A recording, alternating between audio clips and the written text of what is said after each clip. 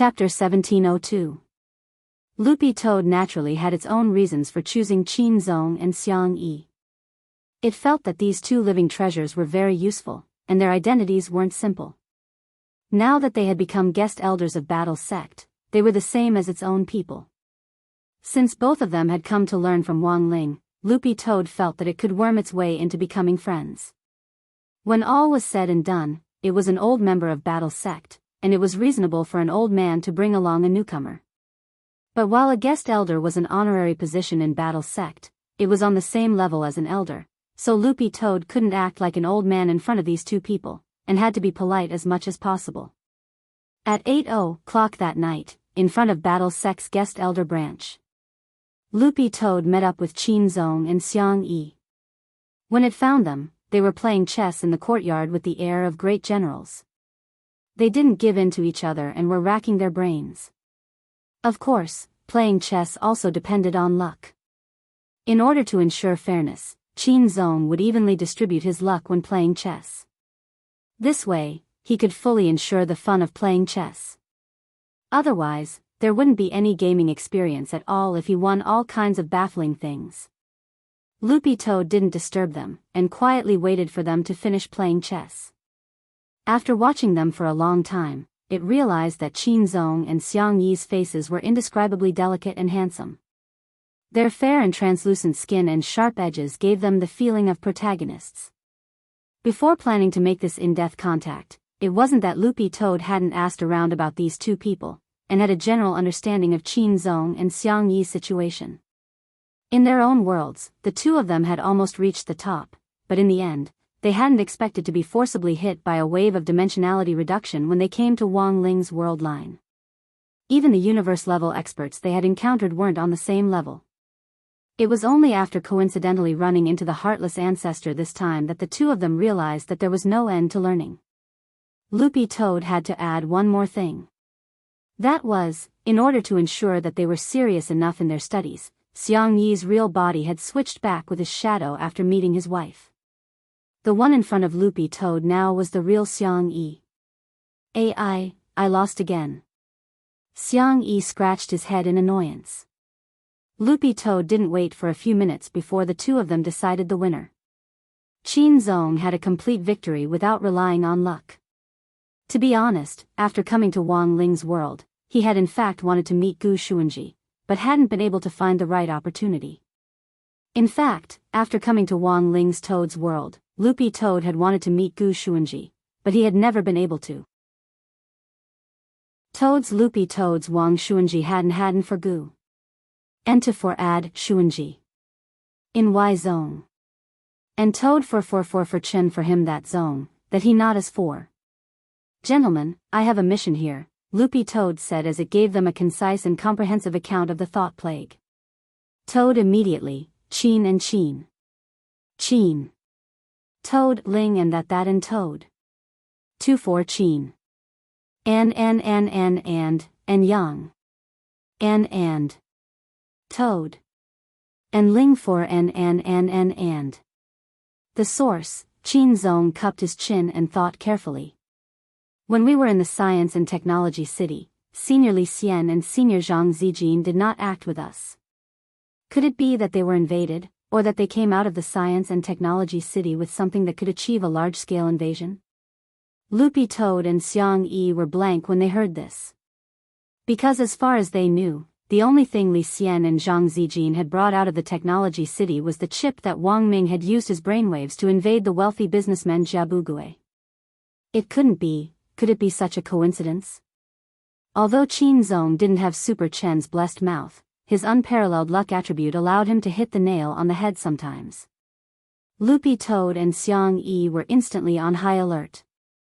If the source of the infection really was Wang Ming, after the thought plague invaded Wang Ming's body, given Wang Ming's powerful brainwaves, it might be able to carry out a large-scale invasion in an instant. And the serious consequences of this invasion had already reached an inestimable point. Then where should we start now? Xiang Yi asked. How about we go look for Senior Gu?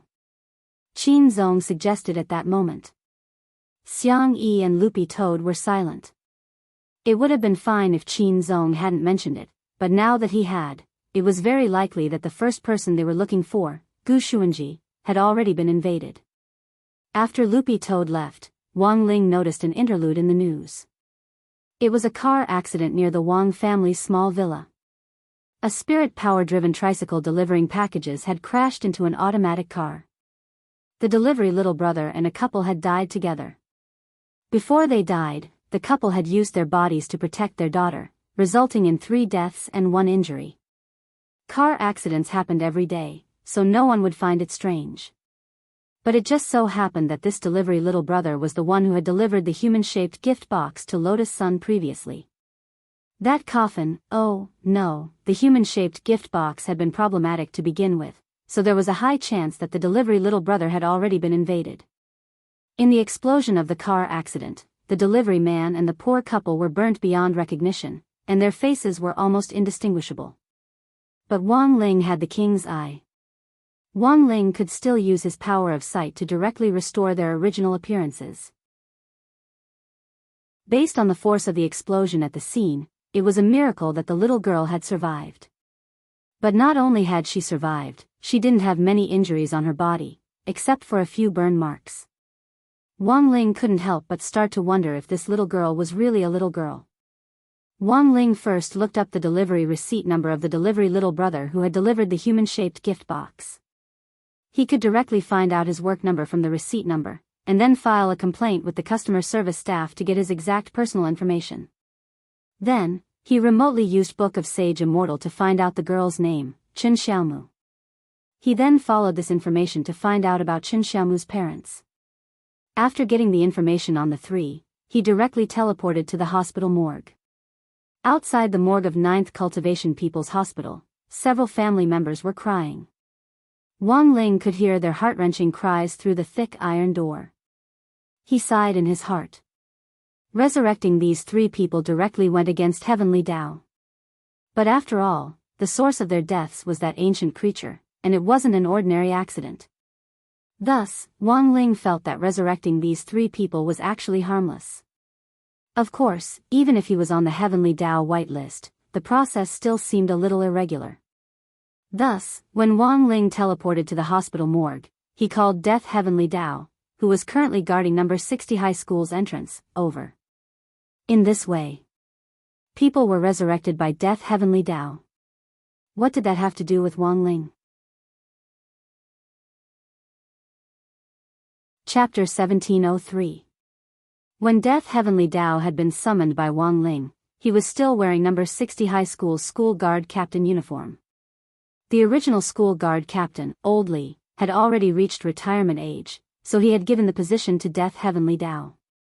Death Heavenly Tao was moved, and added 200 years to Old Li's lifespan in the Book of Life and Death, which was simply a huge gain.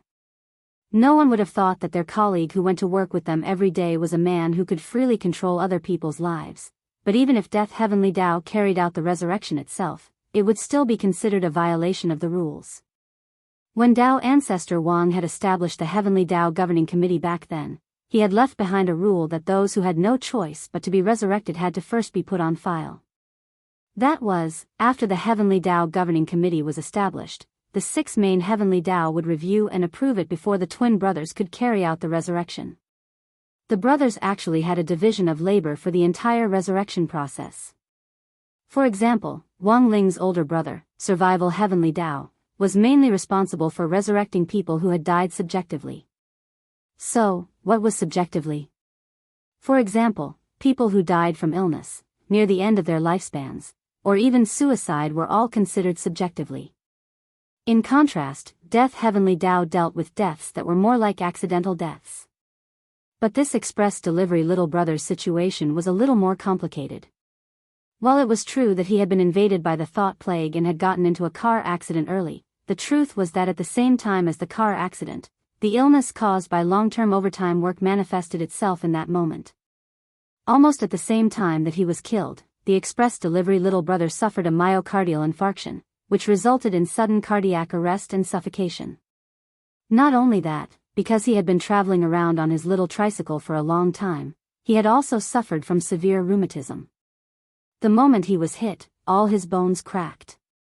The moment he was hit, this poor express delivery little brother died suddenly for multiple reasons.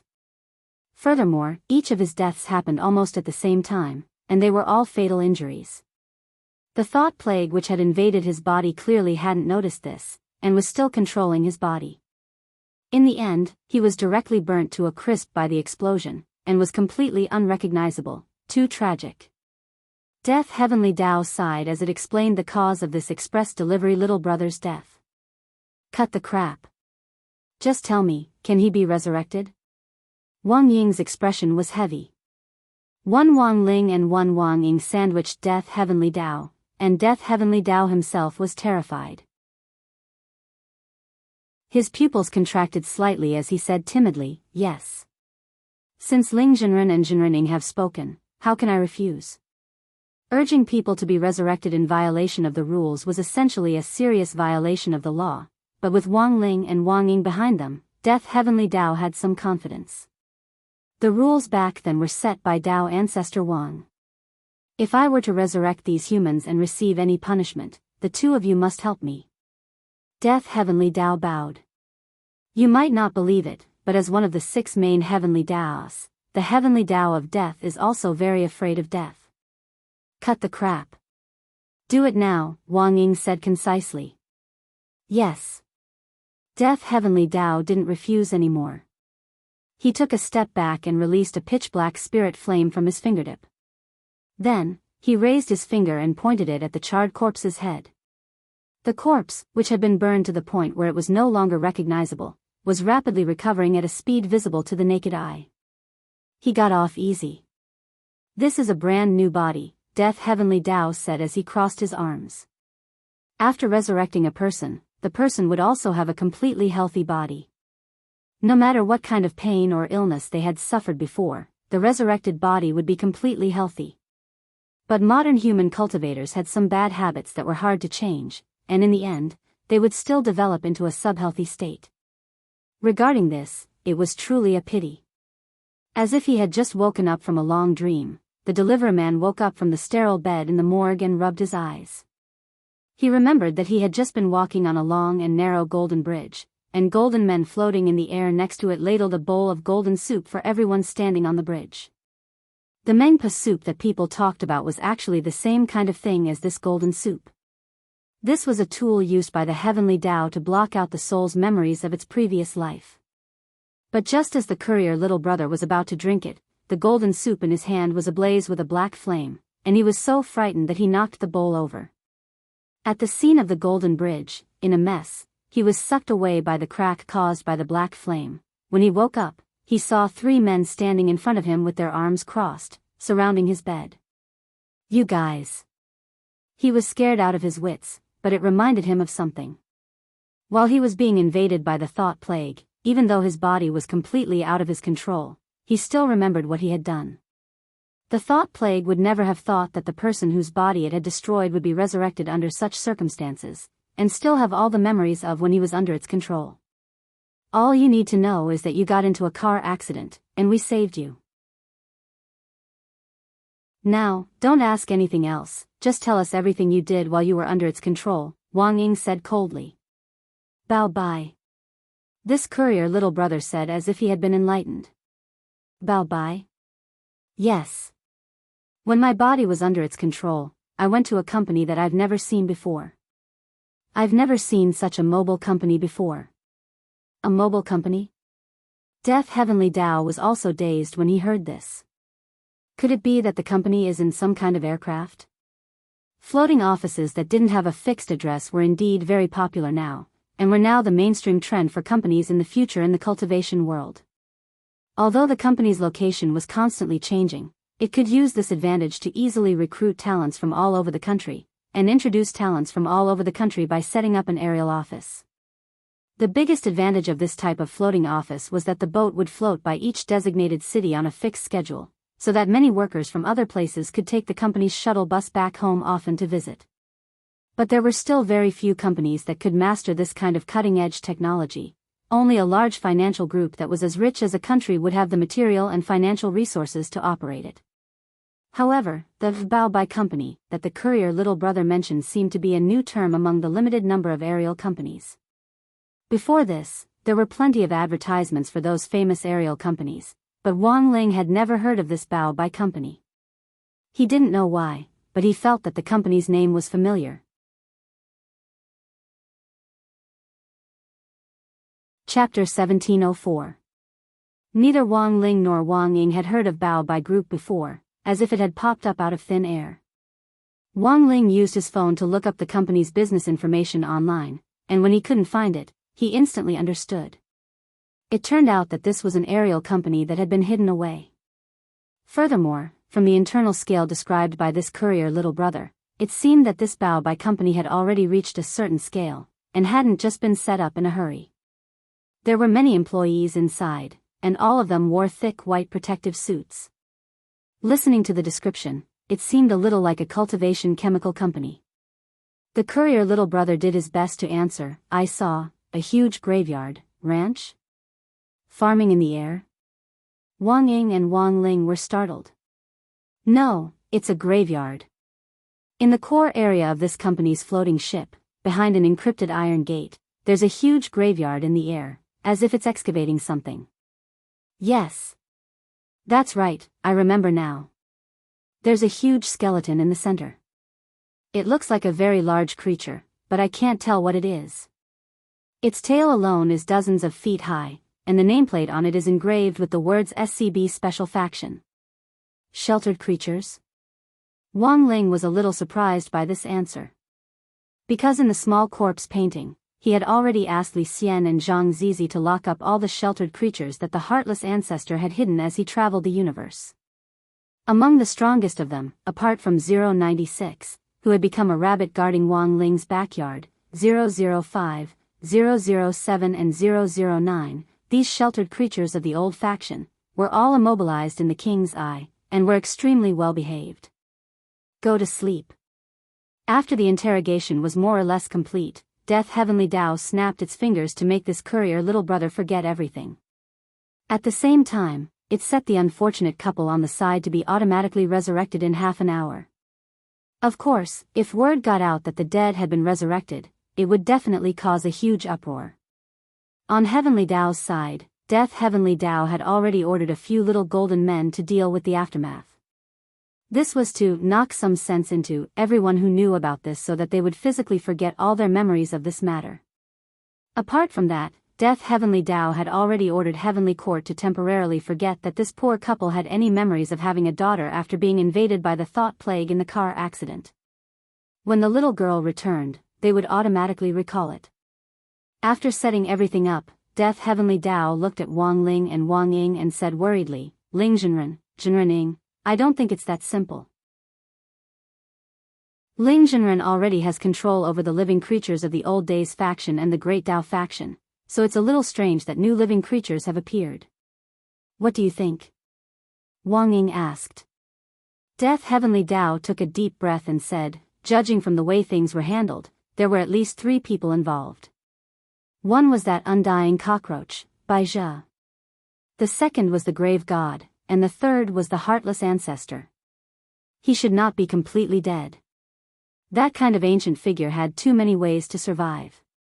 As long as the heartless patriarch separates a trace of his brainwave before he dies, there's a certain chance of survival. So you're saying that this is the Avengers? Interesting. Wang Ying curled her lips. He thought of how these cockroaches, who had already been smacked to death, had gathered together again to discuss a plan to deal with Wang Ling. That kind of ugliness was really hilarious. Although we don't know what the purpose of these 3 people is, if they decide to join forces, I don't think we can underestimate them. We must never underestimate them, Death Heavenly Tao said. What's the use of having more people? I can deal with them alone. Killing them will be like killing ants. Wang Ying sneered. He didn't care about this kind of allied army at all, mainly because he was very confident in his own methods. His battle strength wasn't that different from Wang Ling's, and he just lacked the king's eye. In his opinion, it was enough to kill these 3 weak clowns. That's true, but we still have to figure out their ultimate goal. Death Heavenly Tao gave a rational analysis. First of all, what on earth is this Bao Bai group doing? From this courier little brother's description, it's a very large company with a lot of employees. It won't take a short period of time to set up. What on earth is the other party excavating in the cemetery behind the iron gate in the core area? That's also a problem. Second, what on earth is the special faction that they currently have in their hands? I think the key is to find this special faction's host. Death Heavenly Dao's analysis was clear and logical, and Wang Ling naturally agreed with the questions it had raised above. It was just that Death Heavenly Dao's analysis of these Avengers behind the scenes was beyond his expectations. That by Zhe, Wang Ling had erased all the world lines, but he actually still existed. Wang Ling used to think that he was the only monster. But now he realized that in some sense, this Bai Zhe who haunted him like a ghost was also a monster. If they ran into each other again this time, Wang Ling would definitely think of a way to completely wipe him clean and put an end to any future troubles. For Wang Ling, his current plan was very clear: find the little girl who had been infected by the thought plague, Chen Xiaomu. At the same time, inside Bao Bai Group's floating ship, a secret plan was also quietly underway. Wang Ming had appeared here, but at that moment, he was no longer Wang Ming. His eyes were cloudy and his pupils had turned into tentacles. He had shockingly become a puppet of the thought plague. He stood in the middle of a huge cemetery.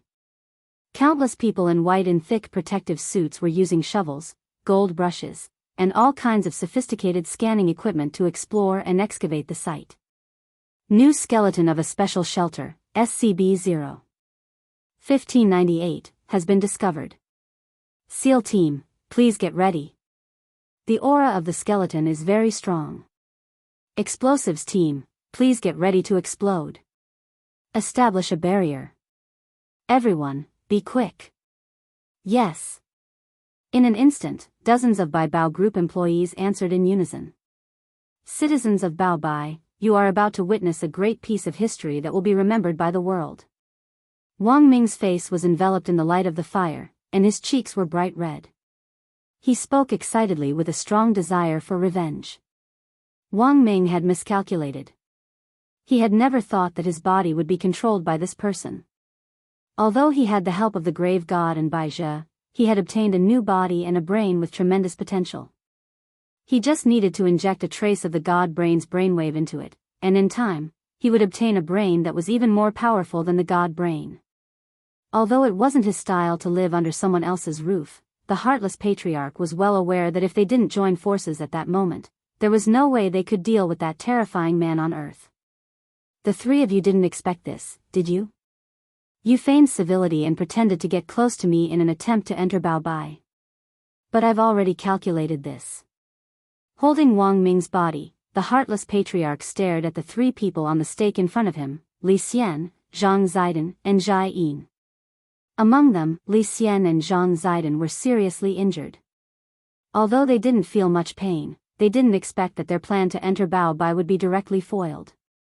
At the same time, there was something even more unexpected. The target that these Bao Bai employees were digging in this sky cemetery, it was a special kind of ancient creature that had existed at the beginning of the chaos. In the long years of history, they had a resounding and domineering name. They were called dragons. Chapter 1705. At the very beginning, when chaos had given birth to the order of the universe, there had indeed been a huge race that had now been overlooked. At that time, the concept of shelter hadn't even existed yet. The powerful and prosperous dragon clan and the great old ones stood as equals, and together they controlled the deep, dark, chaotic and twisted universe. Until one day, the dragon clan's stronghold, Mount Wanlong, exploded overnight for some inexplicable reason, and the leader of the dragon clan, King Wanlong, was killed on the spot. Thus, the power of balance gradually became unbalanced. Without a leader, Mount Wanlong suffered a devastating blow, and a large part of it was buried here. A small number of lucky survivors were treated as shelter creatures by the great old ones, and were forced to accept long-term servitude until the last dragon couldn't accept this kind of coercion and committed suicide. Li Xian and Zhang Zaidan were tied to the stake, beads of cold sweat running down their cheeks. Neither of them had expected things to turn out like this. According to Wang Ming's original plan, they would follow the will of the controlled Wang Ming and go deep into the heart of this place. Then, they would act according to the situation and wait for Wang Ming to break free of the thought plague's restraints, wreak havoc here, and tear everything down.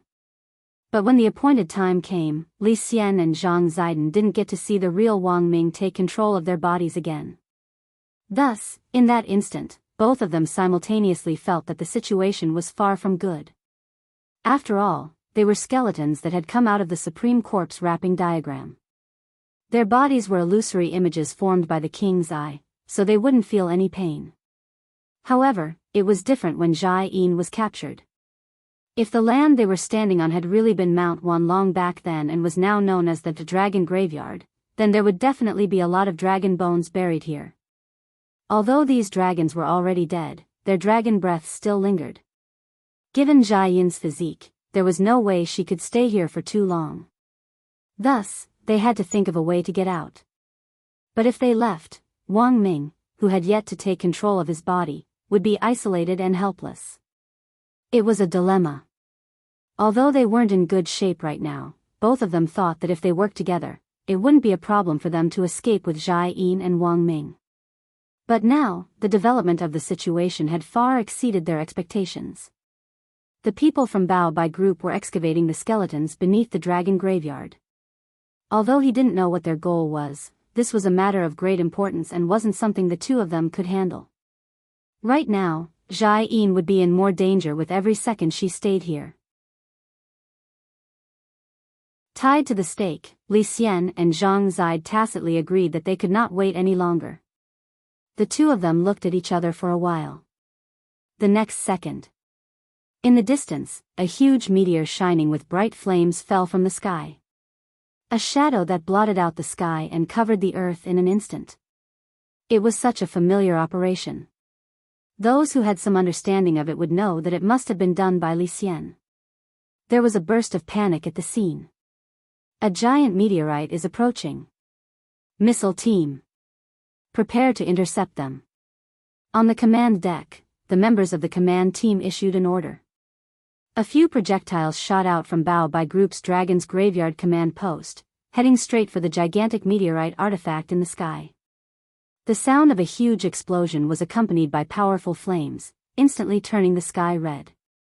Li Xian couldn't help curling his lips.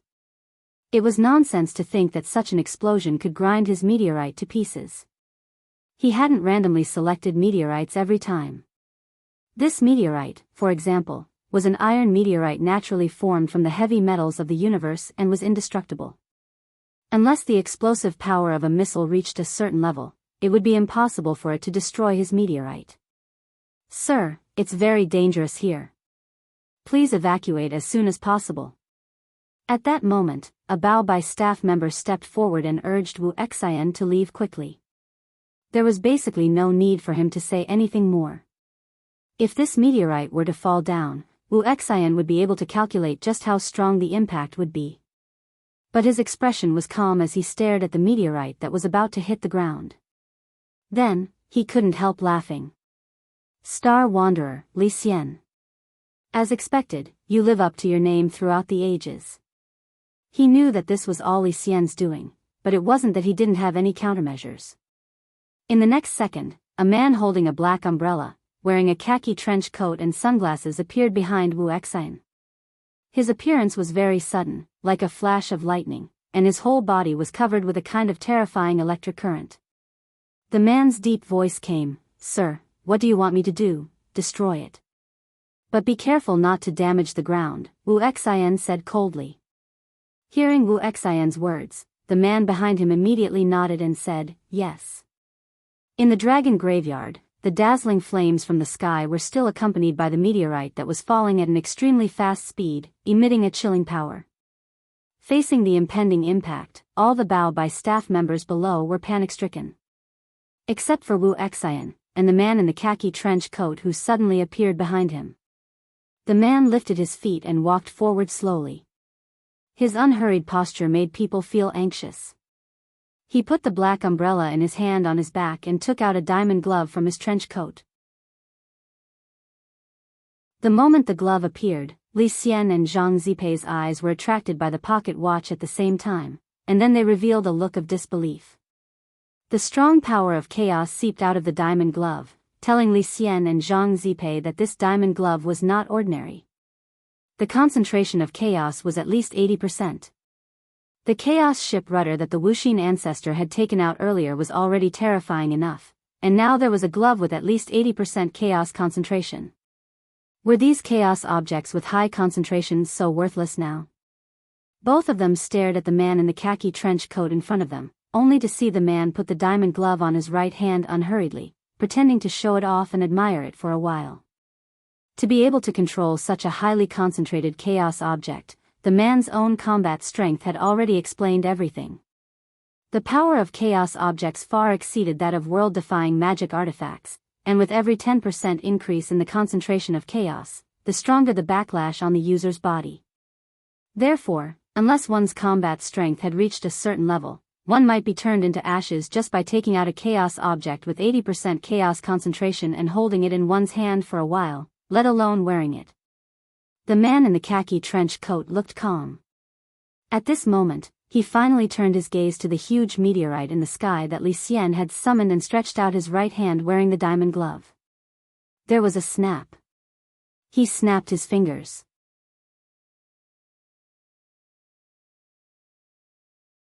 Chapter 1706.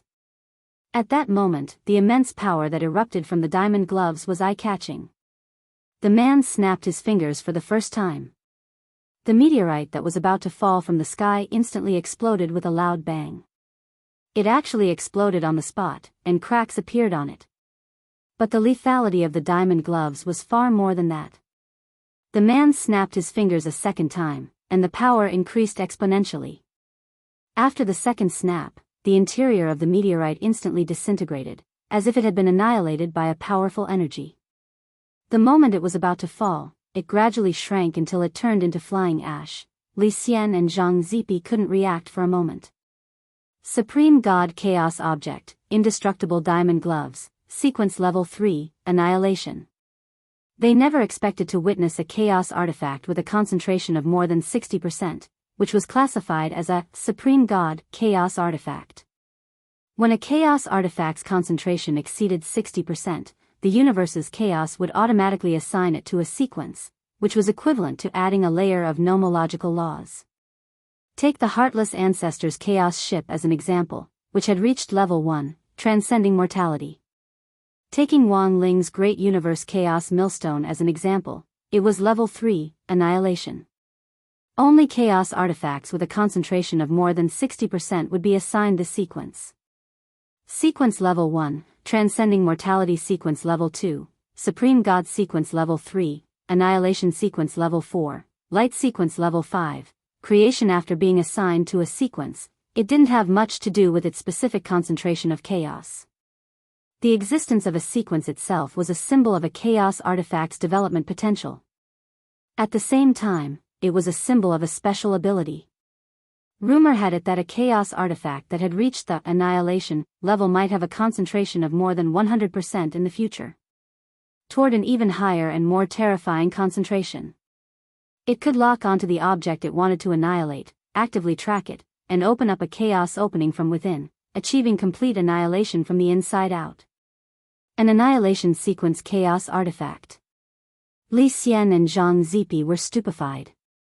Although the concentration of chaos in this diamond gloves wasn't as high as Wang Ling's Great Universe Millstone, they could clearly sense that this was an annihilation chaos artifact, and that it had reached level 3. This person isn't an ordinary person either. He can withstand the backlash of a chaos artifact like this with such ease. Li Xian's heart trembled. This was what he was most afraid of. This man in a khaki windbreaker wore gloves expressionlessly and snapped his fingers. It was as if he didn't care about anything in the world. After dealing with Li Xian's meteorite, the next second, he focused his attention on Li Xian and Zhang Zipei and extended his hand. The diamond glove on his right hand rubbed his thumb and middle finger together, producing a slight friction, and the crisp sound of fingers snapping followed. Pa! And this time, his target was Li Xian. A powerful wave of primal chaos surged towards Li Xian's body. He felt that a hole had appeared in his body, from which an endless amount of primal chaos energy was being nurtured. Then, with a bang, his chest exploded on the spot. Along with fresh blood, countless organs flew out from the wound and were gradually devoured by the chaotic force. Li Xian's and Zhang Zidi's physical bodies were illusions created by the king's eye. Even if they were badly damaged, they wouldn't feel any pain. However, the destructive power brought by the snap of the fingers affected their souls at the same time. In an instant, Li Xian spat out a mouthful of blood. "Let's go, brother Zidi. Take Miss Zhai away from here. If you want to leave, let's go together." Zhang Zidi didn't expect this man in a khaki windbreaker to be so brave that he almost killed Li Xian with a snap of his fingers. Li Xian's soul had been seriously injured, and he probably couldn't withstand a second snap of the fingers. Right at this moment, another meteor flew towards them from behind. This was a soft meteor, like a sponge. It didn't have any killing power, and it was summoned by Li Xian with the last of his strength.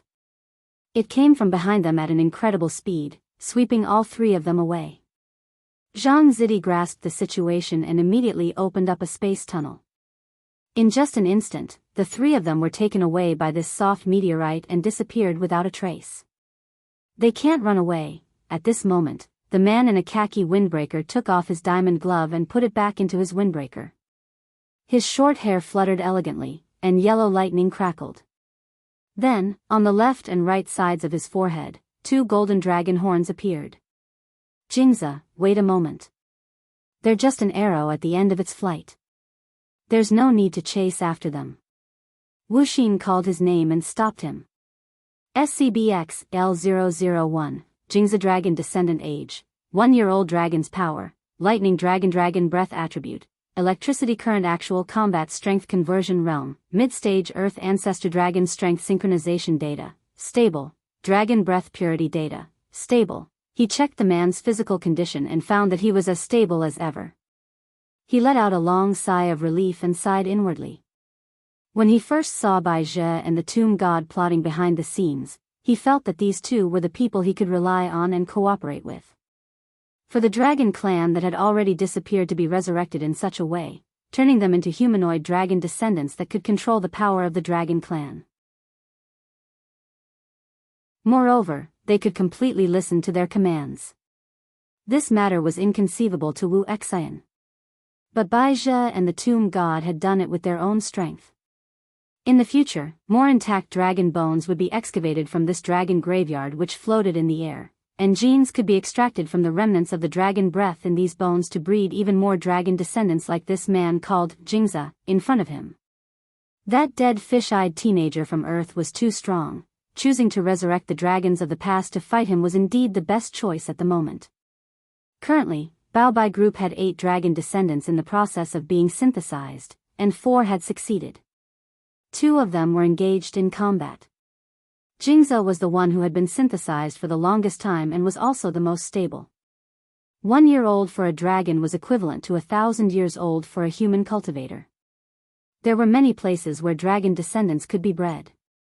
After the synthesis and hatching were completed, the main thing was to speed up the breeding process in a custom-made space with the time difference between inside and outside.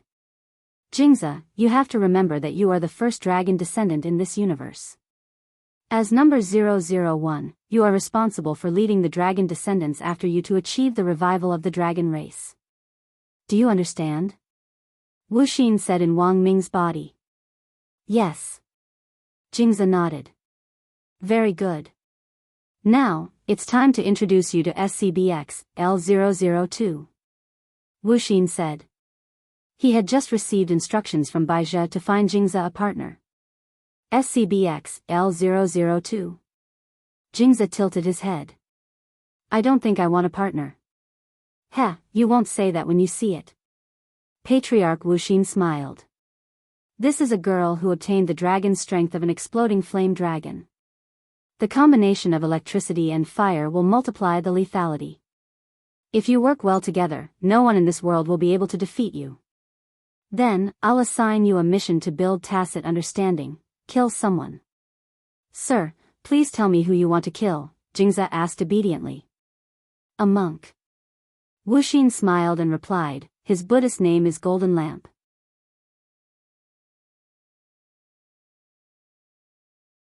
Chapter 1707.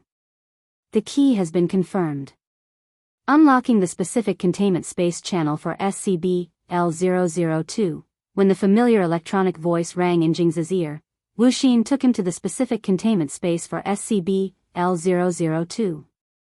This was a special space that Baizha had provided for all the noble dragon descendants. Each space was an independent core world, and didn't have the oppressive feeling of being comfortably cooped up in a cube container at all. Wuxin himself hadn't expected this kind of improvement.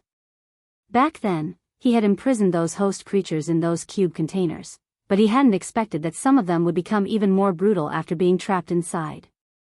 For Wuxin, the scene in front of him also made him reflect on the past. But no ordinary person would be able to spend so much money on a dragon descendant and an inner world.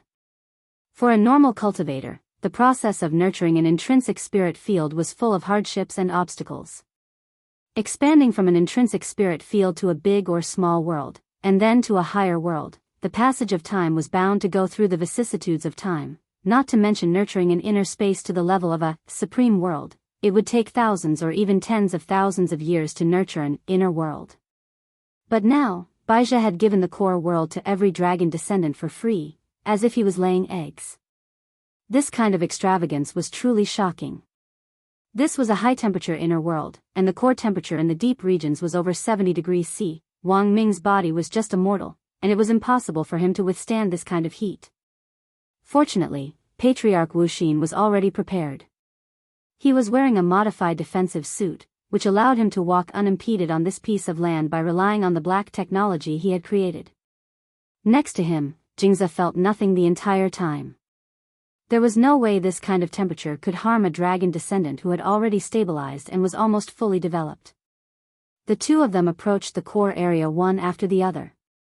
In front of a huge flame explosion waterfall, lava at a temperature of over 10,000 degrees fell from above with a resounding roar. Wuxin, I've brought your partner with me. Look, I've also prepared your favorite thing, Wuxin said as he stood at the mouth of the slightly hot shore. Then he took out a special blue box from his storage space. The box exuded a frightening chill. Jingze thought it might contain some magic weapon, but when he unbuttoned it and opened it, he was dumbfounded. Inside the box, there were all kinds of ice creams. There were colorful ice cream cones, sundaes with strawberry jam, and crystal-clear durian popsicles with alluring colors. These desserts were protected by special boxes and did not melt even in such a hot environment. No one knew if she was startled by Wu Xian's words or attracted by these desserts, but not long after, under the waterfall of exploding flames, a girl with light blonde hair finally revealed the upper half of her face. She tried to take a look, then gradually revealed her entire body. The girl named Yen Ruo was wearing a red lace dress and had an exquisite doll-like face. Jingze was stunned when he saw her. Soon, a string of data related to anorexia was synchronized to his smart goggles. SCP-L002, Anorexia Dragon Age, 7 months Dragon Power, Explosive Flame Dragon Breath Attribute, Fire Current Actual Combat Level, Early Stage Earth Ancestor Exclusive Dragon Chaos Weapon, Sky-Burning Chain Hammer. Chain Hammer? Jingze was a little confused about the weapon used by Yen Ruo. He did not expect such a small girl to be able to wield a weapon that did not match her size and specifications at all. Like your diamond glove, Yen Ruo's sky-burning chain hammer is made from dragon bones that correspond to your dragon power and chaos. It is an exclusive chaos weapon for dragon descendants. The dragon descendant chaos tool on each of you is unique. It has more potential than those that were born directly from chaos, Wuxin said. So, what is the level of her dragon descendant's chaos weapon? Well, the concentration of chaos is not as high as yours, only 61%, but it has reached sequence 4. Sequence 4? Jingze's calm face finally showed a look of surprise. The sequence level of the chaos weapon represented the future potential of the chaos weapon. He was originally very satisfied with his sequence 3 diamond glove, which was annihilation level. But after hearing the sequence level of the chaos weapon used by Yen Roa, he instantly felt that his diamond glove was not as good. A dragon was more powerful than a dragon.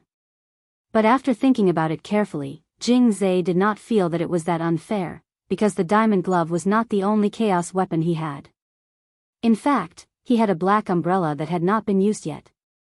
So far, among all the dragon descendants, Jing Zhe was the only one who was born with a twin dragon descendant chaos device. This special characteristic was also one of the reasons why Bai Zhe and the others valued Jing Zhe so much. The baby-faced, light blonde girl in a little red dress looked up at Jing Zhe lazily, then squatted beside the blue box and began to eat the desserts. Ice cream was her favorite. Yen Roa, I brought your partner here, Wu Xian said at this moment. Yen Roa scooped a strawberry sundae in her mouth, but her expression was a little dissatisfied. But, I want a guy that uses ice. She had already sent feedback to Baizha several times, hoping to find a dragon with ice attributes as a partner, but this request had always been rejected. The main reason was that the attributes restrained each other. If they really combined, the lethality would be greatly reduced. Yen Roa, be good. If you follow Jing Zhe, you can eat as much ice cream as you want in the future. He is very rich, Wu Xian said. Really? The girl looked at Jing Zhe doubtfully. To be honest, she still did not have a good impression of this man in a khaki trench coat. But for the sake of an endless supply of ice cream, she could still endure this little bit. Finally, she nodded, all right then. That's right, Yen Roa. Wu Xian encouraged her. Next, you will carry out a mission together.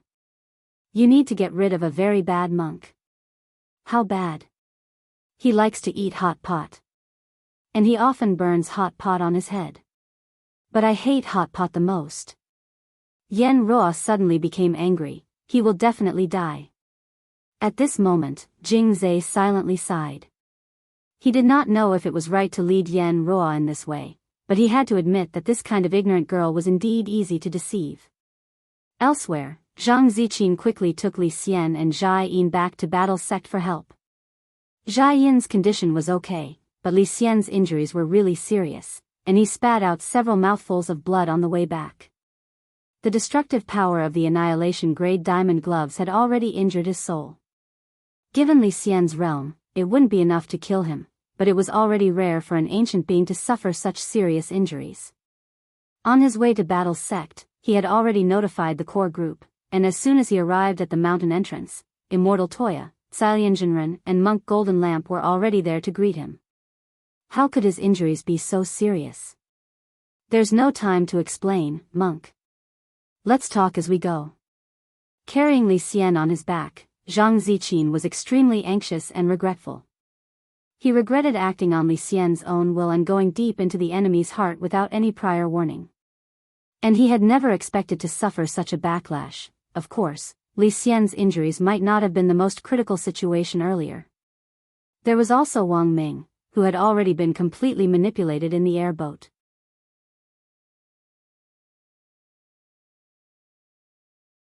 Chapter 1708. We did our best. About half an hour later, Immortal Toya, Cilian Jinren and Monk Jin Deng walked out of Battle Sec's sterile operating room with regretful expressions.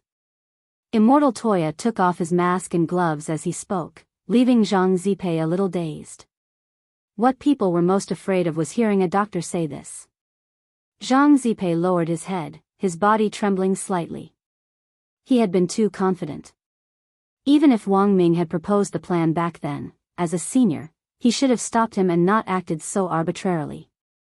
Just as tears were about to seep out of the corners of his eyes, Immortal Toya added, as for the damage to his soul, we'll have to ask Ling Jinren for help later. Not dead? Zhang Zipei's tears immediately stopped and he jerked his head up. As long as I'm here, of course I can't let Senior Li Xian die just like that, said Immortal Toya. Then I'll have to trouble you to say everything in one go next time. It's my fault. Immortal Toya smiled bitterly. Miss Jai Yin is fine. I gave her a hibernation pill so that she can rest longer. If she wakes up and finds out what happened to Mr. Xiaoming, she'll definitely break down. That's all we can do. Zhang Zipei nodded and couldn't help sighing at the same time. He had never been in such a sorry state before. The last time he had cried was a long time ago. Furthermore, the last time he had cried was because Dao ancestor Wang had beaten him up. But there was no point in being sad now. The key was how to remedy the situation. The current situation was worse than he had imagined. Li Xian was seriously injured and Wang Ming had been directly manipulated. Since the establishment of Battle Sect, there hadn't been a worse situation. That man in the khaki trench coat had actually only snapped his fingers twice to injure Li Xian to this extent. It could be said that this was far beyond Zhang Zipei's expectations. Based on the information Zhang Zipei had provided so far, Jin Deng had more or less guessed what had happened. It seems you've already been to Myriad Dragon Mountain. That was a dragon graveyard from ancient times, and the remains of many dragons are buried there, said Monk Jin Deng. Monk Jin Deng said, although I don't know what means they used, from what Brother Zidi said, the man in the khaki trench coat may be a dragon descendant who has inherited the power of the ancient dragons. But the dragon clan is clearly extinct. Hearing this, Zhang Zizai felt that it was unbelievable.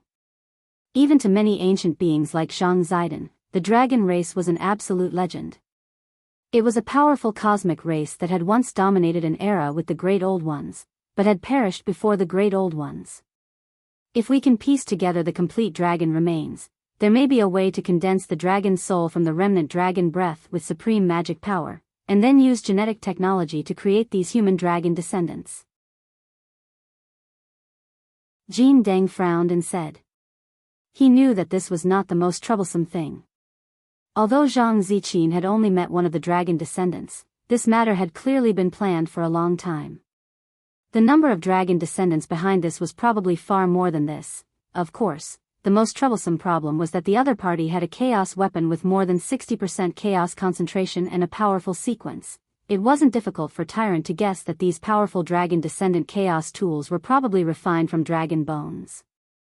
It was equivalent to throwing one's natal magic treasure into the chaos to refine it into a custom-made magic treasure. The strength of these magic treasures was much stronger than the magic treasures produced from the chaos. At this thought, Monk Jin Deng couldn't help feeling a little afraid.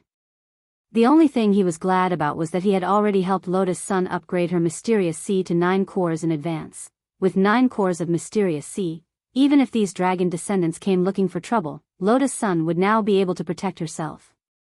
At that moment, Jin Deng pinched his fingers together to calculate, and the expression on his face was unprecedentedly serious. The world is going to change. He only said 4 words, and everyone present instantly fell silent. They felt an unprecedented pressure. We must report this matter to Ling Jinren and Senior Immortal as soon as possible. Everyone must be on guard against a sneak attack by the dragon descendants. These words dissipated into the air along with Monk Jin Deng's figure, which had turned into a cool breeze. Although he didn't say much, everyone knew that there was going to be a tough battle ahead. Boundless Buddhist Court. This was the Supreme World, which had been opened up by the first generation of the Supreme Buddhist scriptures, and now it had been directly passed down to Monk Jin Deng.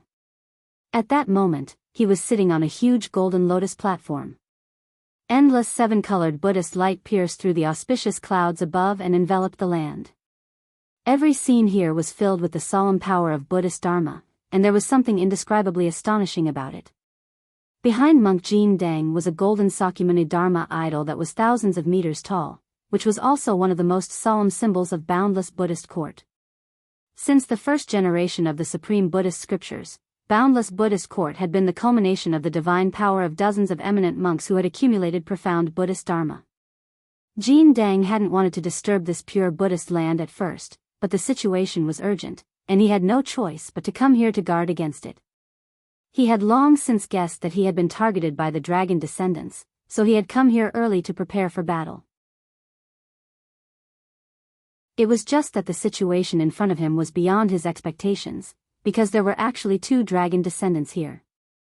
When the 7-colored auspicious clouds in the sky were blasted out of a black hole by an extremely powerful dragon breath, he took a deep breath, knowing that the battle was about to begin.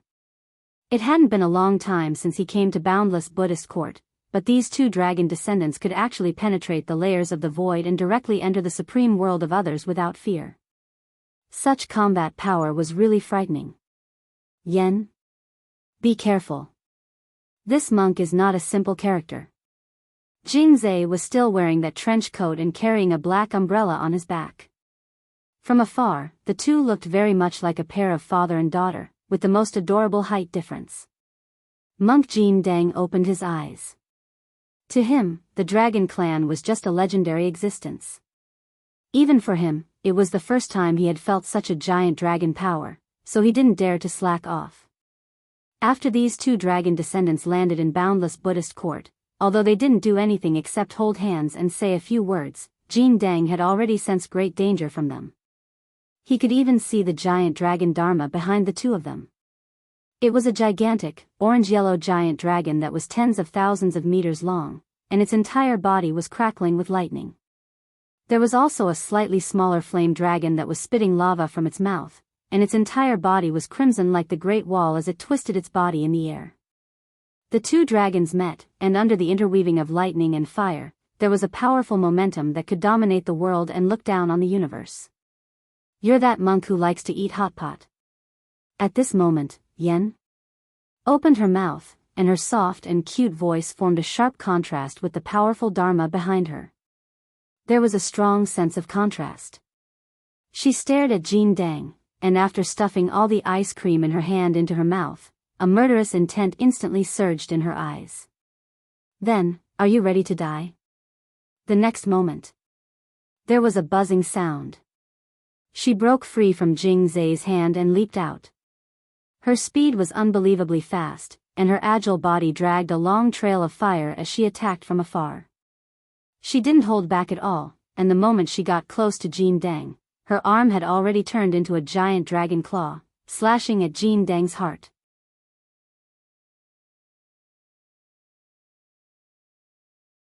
Chapter 1709.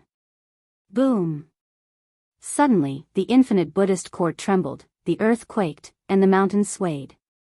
The golden Buddha's aura that shrouded this supreme world was impacted by the crimson dragon breath, and the colorful auspicious clouds in the sky instantly dispersed. Jin Dang was secretly shocked. She was just a descendant of a dragon synthesized from the genes of a giant dragon, and the power she possessed was far less than the real power of a giant dragon in the early immemorial era.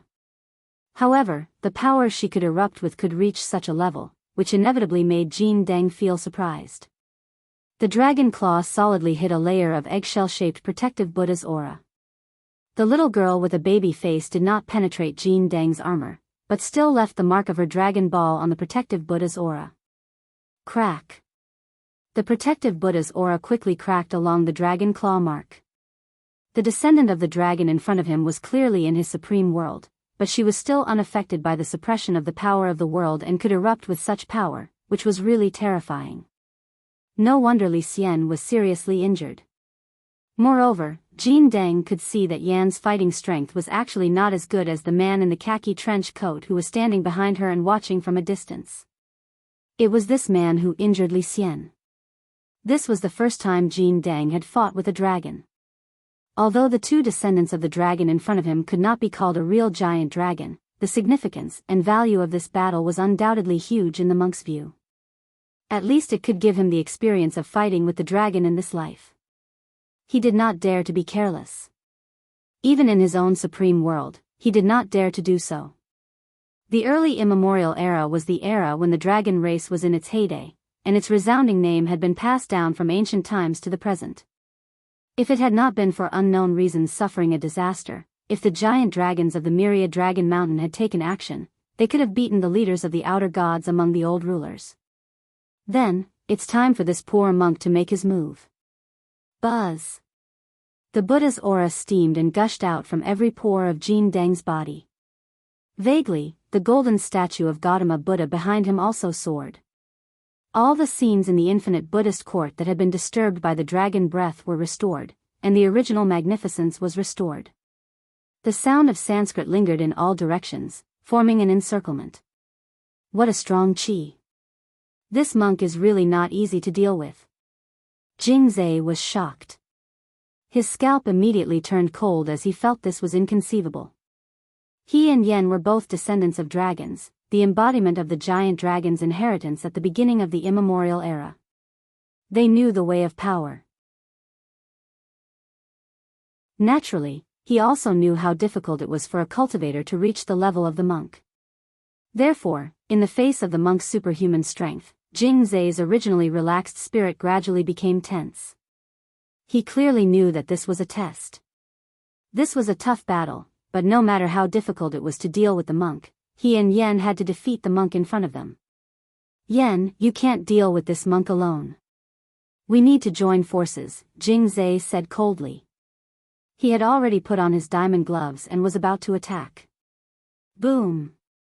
Jin Dang raised his hand, and the golden Buddhist light in the sky instantly transformed into a Buddhist palm that was 100 miles wide, rushing toward the lake with an unstoppable force.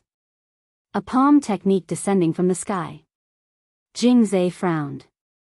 The monk's movements were too fast. Just by sitting there, he was able to use the golden Buddha light that filled the sky of the boundless Buddhist court. A precise long-range attack. This was the performance of using the supreme world to the extreme. It could be said that at this time, the monk and the supreme world were inseparable. The two were one and could be used by each other. Yen took a deep breath and puffed up her little belly. Then, with a whooshing sound, a long dragon-shaped fire pillar gushed out of her mouth. This time, the pillar of fire accurately hit Monk Jin Dang's body. However, at the moment when the flames burned the monk, his body instantly turned illusory, turning into a 7-colored cloud and fading away. After the flames disappeared, the part of his body that had disappeared returned to his original body. This is illusory and real coexist. In the distance, Jing Zai broke away from the palm technique descending from the sky, turned into lightning, and quickly brought Yen back to his side. He couldn't let Yen do this kind of useless work anymore. Every step from now on had to be done carefully. This monk was not easy to deal with, and it was useless to just bite the bullet.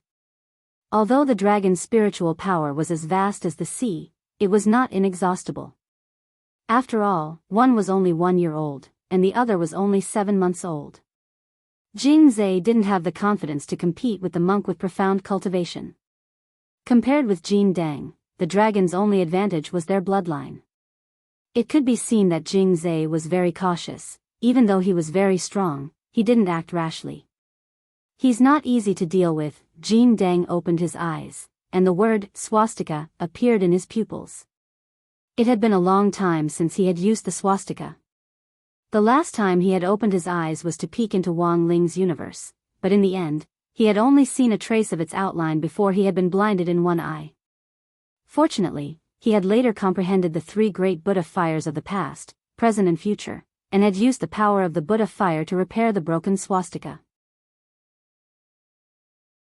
Now that he had used the swastika again, he would be dealing with 2 dragon descendants.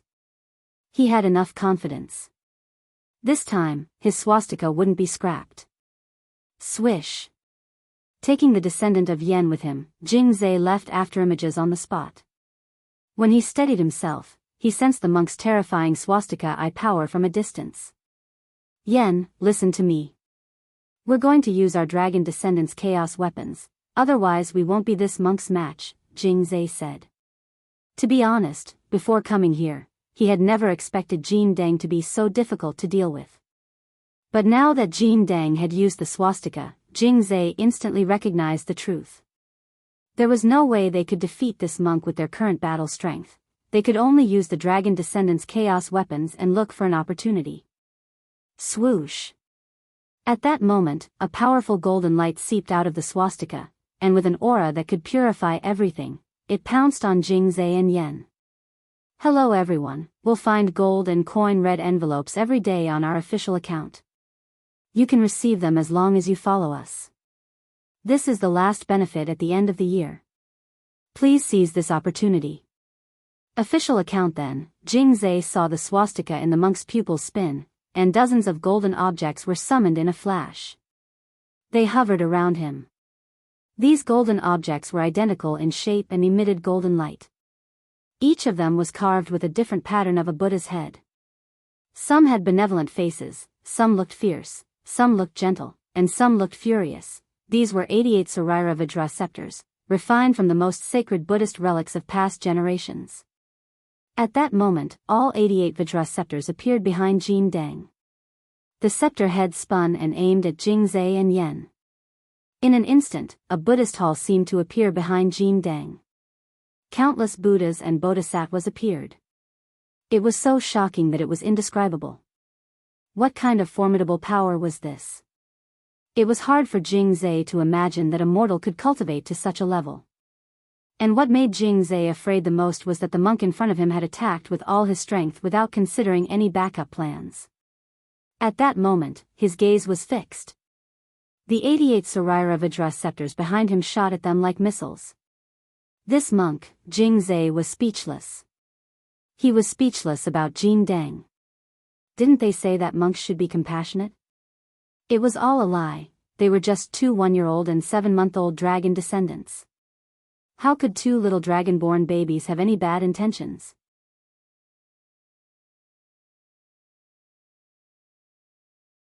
Chapter 17:10. 88 Vajras were as powerful as missiles with explosive destructive power. They flew all over the sky and turned into golden streamers, dragging long air behind them. Jingzai knew that this was the purifying Buddha's light that came with the Vajra. If ordinary people touched it, they would immediately have the idea of becoming a Buddha and abandon all distracting thoughts. There was only peace and no war in their hearts. If there were only 1 or a few Vajras, he and Yen Ruo might be able to deal with it. However, the power of the purifying Buddha's light was greatly multiplied by 88 Vajras. If they were hit, the result would be hard to say. These Vajra scepters were all refined from the holy Sariras of past Buddhist paragon sages. They were imbued with extraordinary powers and had extraordinary effects. Purifying Buddhist light was also the base of every Buddhist spell. After all, Buddhists emphasized compassion. The existence of purifying Buddhist light was to wear down one's will to fight, so that one would be shrouded in Buddhist light until one had no temper to speak of. Of course, Jingzai would not let the golden lamp do as it wished. He guarded Yen Ruo cautiously behind him and quickly locked his aura on the Vajra flying in front of him. Devouring heavenly stars. Jingzai shouted. With a snap, a familiar finger snap came from the diamond glove on Jingzai's hand. He locked his aura on multiple Vajra flying toward him at the same time and snapped his fingers to detonate them. Stars suddenly appeared in the void, and then there was a loud explosion. A chaotic aura was generated from inside the Vajra and then directly exploded, blowing up more than a dozen Vajra on the spot. However, there were too many Vajra. Jingzai was unable to clear all the Vajra in a short time when they took turns to cover each other. Monk's face was as calm as an ancient well, and his eyes fell lightly on the diamond glove on Jingzai's hand. The exclusive dragon descendant chaos device was indeed extraordinary. If it weren't for the number advantage on his side, his Vajra would have been neutralized with a few snaps of his fingers. This was the power of a 3rd-level sequence, annihilation-grade chaos device. However, it was not completely without shortcomings. The diamond glove was unparalleled in power, but it could not attack in a wide range. It was a type of magic weapon for precise attacks. When Jingzai took out the diamond glove, Monk had been on guard. This was the glove that had sent Li Xian into the intensive care unit with 2 snaps of his fingers. It was impossible for him not to be on guard. In the case of precaution, the effect of the diamond gloves on the golden lamp was not that great. Because he'd long since become one with the boundless Buddhist court. If they wanted to destroy him, they would have to destroy this supreme world as well. This supreme world called the Amateus Buddhist court was a pure land of bliss created by generations of Buddhist sages using their own cultivation. How could it be destroyed so easily? Jingzai felt that his diamond gloves were about to burst into flames. However, facing the 88 Vajra pestles that were about to attack him, even though he had already dealt with some of them, the efficiency of using the diamond gloves to deal with them was too low. At this moment, he felt the earth and mountains behind him shaking. The depths of this golden pure land of ultimate bliss began to riot, and the sound of a huge flood could be heard. Endless boiling lava overflowed from the surface and poured out in torrents. "Monk, don't bully him," Yenrua shouted. Tyrant was stunned by the scene. The power of the dragon descendant was much stronger than he had imagined. He could actually change the structure of the environment in the supreme world of others and create a terrain that was beneficial to him. This was difficult for an ordinary cultivator to do. Moreover, because Tyrant had already activated the swastika, he was sure that this was not an illusion, but a real red tide. Monstrous red lava spewed out from the ground with an amazing power and murderous aura, just like the scene in the movie The Shining where endless blood gushed out from the crack of the door. And in this monstrous lava, Tyrant heard the clanking sound of iron chains. A crimson iron hammer that was completely disproportionate to Yenrua's size was pulled out of the lava by Yenrua. The back of the iron hammer was connected to a chain made of lava. It was hard to imagine that such a huge object was actually a dragon descendant chaos artifact of such a little girl. Sky-burning chain hammer. The ultimate artifact of light that had reached the 4th level of the chaotic sequence. Previously, Wu Xin had mentioned it to Jing Zhe, but when he saw such a light artifact being taken out by Yenrua, he still felt that it was unreal. Boom! A large area of fire erupted from the ground of Amitabha Buddhist court. In his eyes, countless virtual images of fire creatures appeared behind him. Fire birds, fire horses, fire leopards. The densely packed fire creatures filled the horizon, running forward to kill. They were completely unafraid of death and rushed towards the remaining Vajraceptors. The number of these thousands of soldiers and horses far exceeded Tyrant's Vajraceptor. In an instant, an area of Amitabha Buddhist court turned into a sea of fire. The purification light of the Vajraceptor was limited to competing with these fire creatures before it even got close to its destination. The power of purification turned these magma creatures summoned by the sky-burning chain hammer into bubbles and steam. However, there were too many of these creatures. While Tyrant's Vajraceptor was delayed, Jing Zhe's finger snapping didn't stop. Not long after, all 88 Vajraceptors were destroyed. It's a chaos artifact of the light sequence. This sky-burning chain hammer was beyond Tyrant's expectations. He never expected that this seemingly weak little girl would have such a chaos artifact that had reached the 4th level. Boom! Several gorillas burning with flames rushed over. They could be as tall as 10 feet. Their bodies were agile, and they attacked from behind in an attempt to sneak attack Tyrant. Jin Deng didn't even look at them. He just silently chanted Buddhist scriptures with his palms together. A golden light spread out in all directions from the lotus he was sitting on. In an instant, these flame gorillas were shaken to ashes.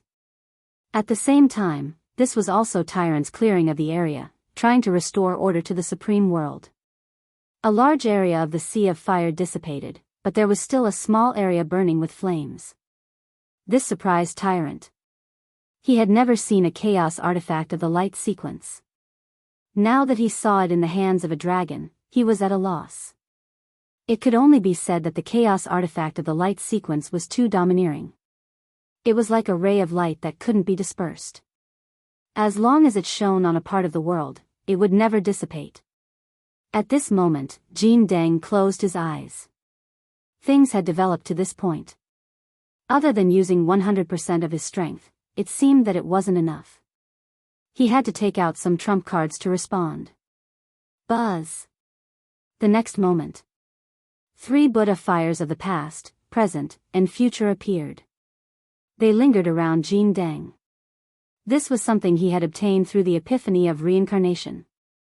It was also one of the strongest trump cards in his hands.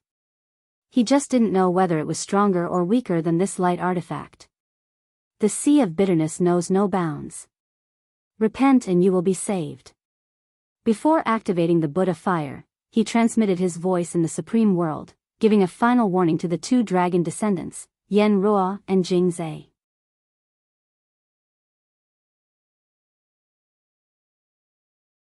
Chapter 1711. The light of Buddha blazed and instantly filled the entire supreme world. It turned out that Jing Zhe had still underestimated the monk's combat power. In the long river of history, there had never been a person among the Buddhist sages who could gather the past, present, and future Buddhist fires into one. His heart trembled, and he didn't dare be careless anymore. Like Yen Ruo, he maintained a solemn and vigilant expression. Monk Jin Dang sat on a Buddha lotus, the 3 Buddha fires circling around him in an incomparably solemn and dignified manner. At the same time, the illusory images of Buddhas that filled the sky appeared behind him like a mirage, and they all inadvertently stared at Jing Zhe and Yen Ruo in front of them. "Monk, is this all you've got?" Jing Zhe opened his mouth. He hadn't moved, but Jin Dang was surprised. He had thought that apart from Wang Ling and Wang Yuan, there was almost no one else in the world who could speak or move under the gaze of all the Buddhas in the boundless Buddhist court. This was already the ultimate pressure brought on by the entire boundless Buddhist court. He hadn't expected the dragon descendant in front of him to be able to withstand it. After a brief moment of surprise, Jin Dang began to lecture again. The Eternal Dragon clan once commanded the universe, and was the strongest existence in the universe. "Heh, it seems that you're not muddle-headed, monk. You know how strong we are." Jing Zhe sneered and crossed his arms. "Yen Ruo and I haven't inherited 100% of the dragon's power. We've only activated 50% of it. If we had 100%, I could deal with you on my own. Winning or losing isn't the key. What this humble monk wants to tell you is, as the descendants of the Eternal Dragon clan, does it feel good to live under someone else's roof and be enslaved?" the monk said. "Live under someone else's roof?" Jing Zhe laughed again. "We, the dragon descendants, have never felt like living under someone else's roof. We're just using each other." In fact, he had a contract with Yen Ruo, and his current relationship with Bai Zhou was indeed just an employer-employee relationship with Bao Bai Group. Bai Zhou was naturally well aware of this. Since they were the heirs of the dragon clan, it wouldn't be easy to completely enslave them. Thus, the best way was to sign an employer-employee relationship, with the restoration of the dragon clan as a prerequisite. Before the dragon clan was completely revived, the resurrected dragon descendants would become his workers. This was Baizha's original plan. For the resurrected dragon descendants, they had to learn a lot of modern knowledge, and to survive in the modern cultivation society, it was necessary to be affiliated with a modern enterprise. Therefore, in Jing Zhe's opinion, there was no enslavement at all. All the dragon descendants were treated extremely well in Bao Bai. There was no overtime, number 996, and they would not die suddenly because their leaders worked overtime. In fact, every awakened dragon descendant could even get their own core world as a fief. In Jing Zhe's opinion, such treatment was very fair. What they needed to do was to kill a few people in their spare time. The dragon race was good at fighting. Such an attribute was engraved in their bones. Naturally, it would not disappear. There are many paths to choose from. You don't necessarily have to choose this path. The golden lamp monk sat on the Buddhist lotus and advised earnestly. He had originally tried to persuade the 2 lost dragon descendants, but he found that they had fallen too deep and seemed to have taken Baizha's side as the truth of the universe. "Monk, no matter how much you say, I won't listen to you. Dare I ask, do you have the means to resurrect us brothers and sisters one by one using only that complete dragon skeleton?" "No." The monk shook his head and told the truth. Because he really didn't have such a heaven-defying method, resurrection wasn't his specialty to begin with. After all, his professional skills were consecration, helping people reincarnate, and physical expiation. Hearing this, Jing Zhe smiled. "You can't, but that Mr. Bai can. For us dragon descendants, he is the only truth in this vast universe. But there is more than one path to the truth. Among the people I know, there is also this truth," the monk said in response to what Jing Zhe had just said. He was already doing his best to hint at Baizha's existence, but it seemed that Jing Zhe and Yen Feng had already set their sights on Baizha. No matter what he said, the 2 dragons didn't seem moved. "Someone you know?" "Monk, you're also bragging?" Jing Zhe laughed. "A monk doesn't lie." Golden Lamp shook his head and said patiently, "You've been deceived too deeply. It's not certain who will be deceived. Everything was as the monk thought. Jing Zhe didn't believe him at all. As you say, monk, there is more than one truth. There is more than one truth. Killing you is also a truth. The negotiation failed. Golden Lamp sighed darkly. Under the circumstances, there seemed to be no room for negotiation. Boom! The next moment, Jing Zhe attacked again. He finally pulled out the black umbrella on his back, held it up, and threw it into the air. The black umbrella spun with an unimaginable power as it buzzed and formed a huge black hole in the air. In an instant, all the golden Buddha light in the supreme world was absorbed by the black umbrella in the air. The situation was once again beyond Golden Lamp's expectations. He hadn't expected the black umbrella on Jing Zhe's back to actually be a Sequence 3 chaos weapon, and its ability to absorb the core world for its own use. In an instant, he could feel the vast and boundless Buddhist court gradually shrinking at an accelerated rate. Monk, you are one with the boundless Buddhist court. If I devour it, you will die for sure, said Jing Zhe. Originally, he didn't want to expose the black umbrella's ability, but the monk's repeated exhortations had angered him. He believed that the truth he chose couldn't be wrong, and he didn't believe that the dragons were at the mercy of others. They were just carrying out their jobs, and they weren't slaves, as the monk said. The boundless Buddhist court was being nibbled away bit by bit. Jing Zhe thought that the monk would use the 3 holy Buddha fires he had conjured to resist, but Golden Lamp's next move was far beyond his expectations.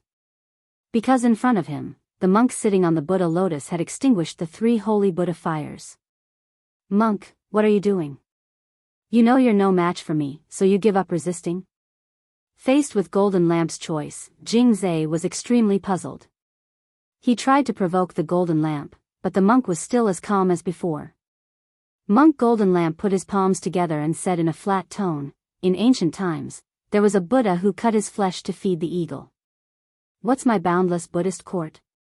If this penniless monk's death can allow the 2 of you to find the true truth, then this penniless monk can die without regrets. Monk, resist for me. Resist. I don't want you to lose to me like this. You're humiliating me. Roared Jing Zhe. But once the god-devouring umbrella was opened, even he couldn't stop it. Seeing the boundless Buddhist court gradually being nibbled away, Jing Zhe felt very uncomfortable. He had wanted a fierce battle to gain experience, but seeing Golden Lamp not resist at the end of the battle and let him nibble away at it, this was a great humiliation for the warlike dragon clan. An unprecedented humiliation. At the last moment before the boundless Buddhist court was nibbled away by the god-devouring umbrella, Monk Golden Lamp looked up and told Jing Zhe one last thing, my ancestral king token will give you the answer. A Buddha called Wang Ling? Hearing this, Jing Zhe was instantly stunned.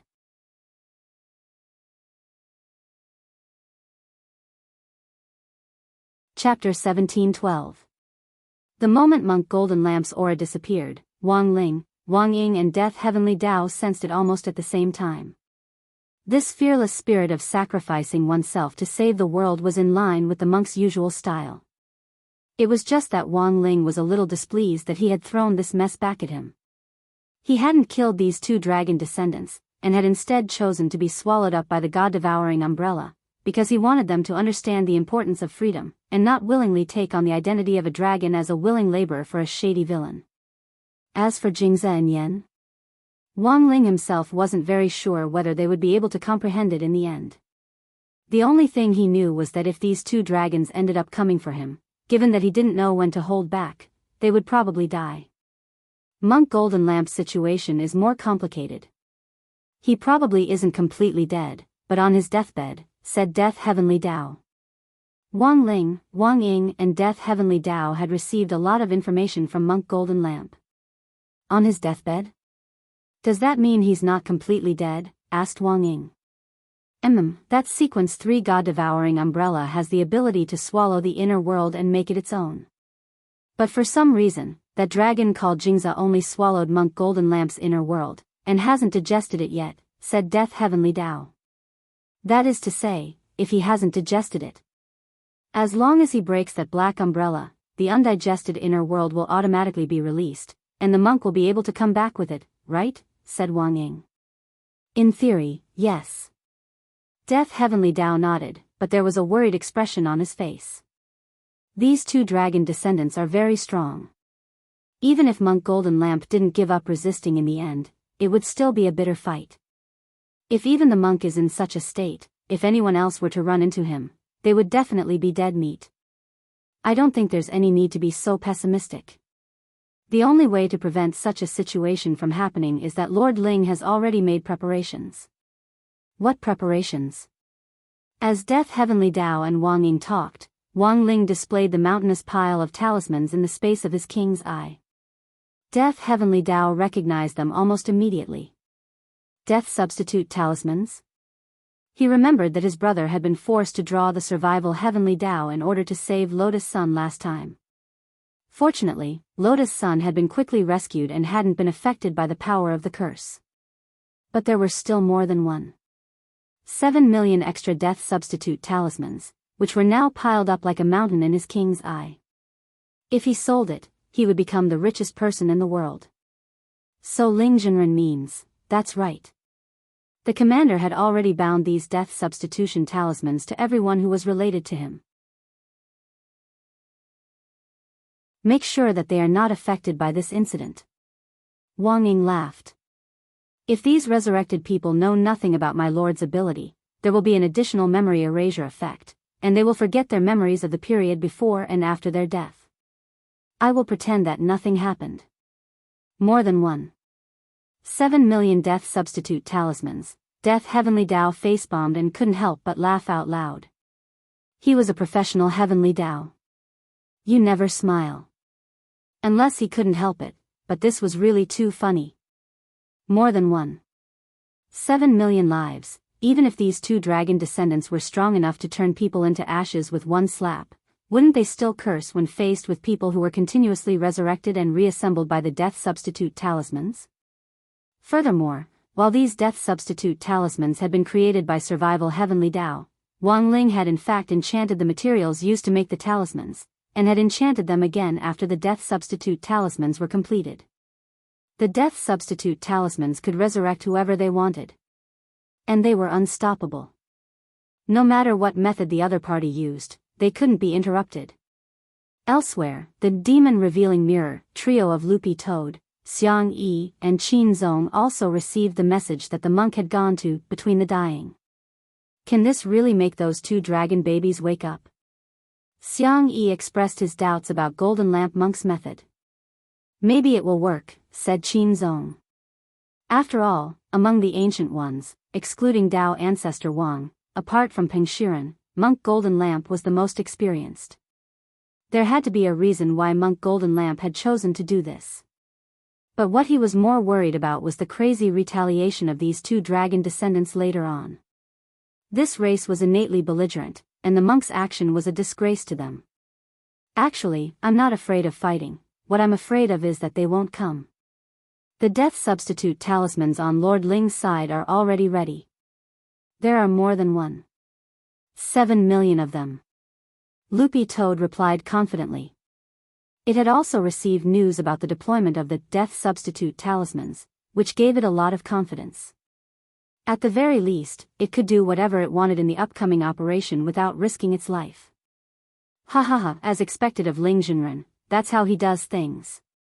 Qin Zong laughed.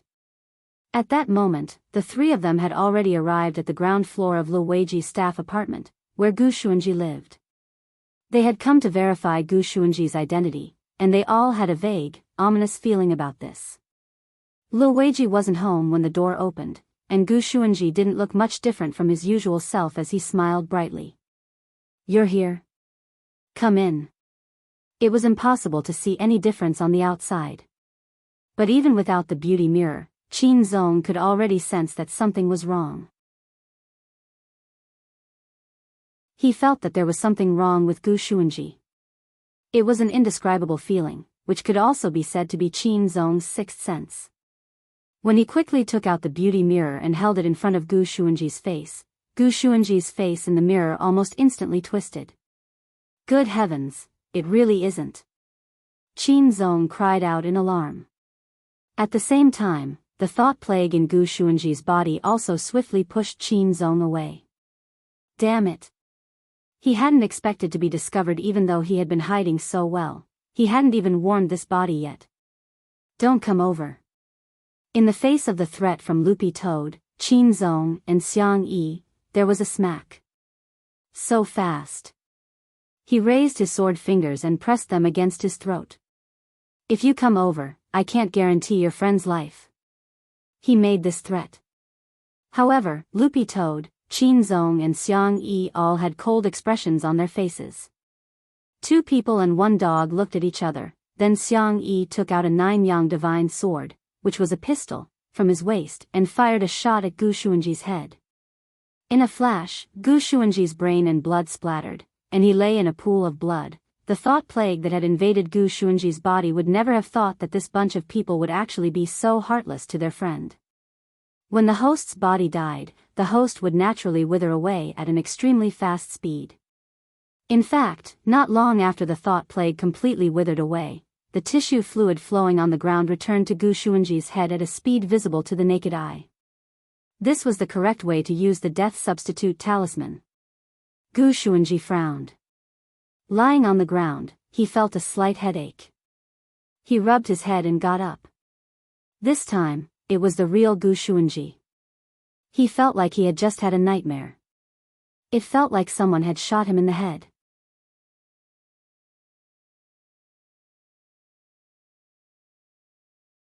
Chapter 1713.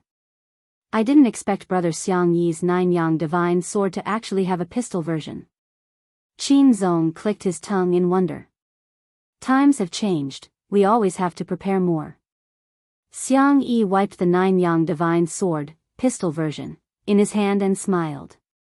In addition to the pistol version, I also have submachine guns, shotguns, assault rifles and Gatling guns. These guns are made of the same material as the main sniper, but their range and intelligence aren't as good as the main sniper's. Each has its pros and cons. It could be seen that Xiang Yi's 9-yang divine sword was indeed astonishingly powerful. Needless to say, the main sniper's power didn't need to be mentioned, but it was already very incredible that the pistol version could directly headshot Gu Xuanji. When all was said and done, Gu Xuanji was a keeper of order appointed by the heavenly Tao. Who knew he would be so dishonorable? It could only be said that Gu Xuanji wasn't strong enough at the moment. Secondly, the thought plague lurking in Gu Xuanji's body thought it had disguised itself very well and wasn't on guard against them. I never thought you'd have such a day. Qin Zong couldn't help laughing inwardly when he saw Gu Xuanji crawl up from the ground with his hands over his head. The timeline he had come to was before Gu Xuanji had been assigned to his universe. Picking himself up from the ground, Gu Xuanji cast a spell to calm his thoughts. He then immediately saw Xiang Yi, Qin Zong, and the emerald green Loopy Toad standing in front of him. Brother Gu, you fell for it, said Loopy Toad. It put its dog paw on Gu Xuanji's shoulder, and in an instant, Gu Xuanji knew everything that had happened so far. I wasn't cautious enough. He sighed and then looked at Xiang Yi and Qin Zong in front of him. Gu Xuanji knew the origins of the two men, especially Qin Zong's. He had long since figured it out. Who would have thought that the person he would train in the future would actually return to the previous timeline and laugh at him instead? Gu Xuanji was a little displeased, but he didn't directly show it. Now that the enemy was right in front of them, they had to stick together.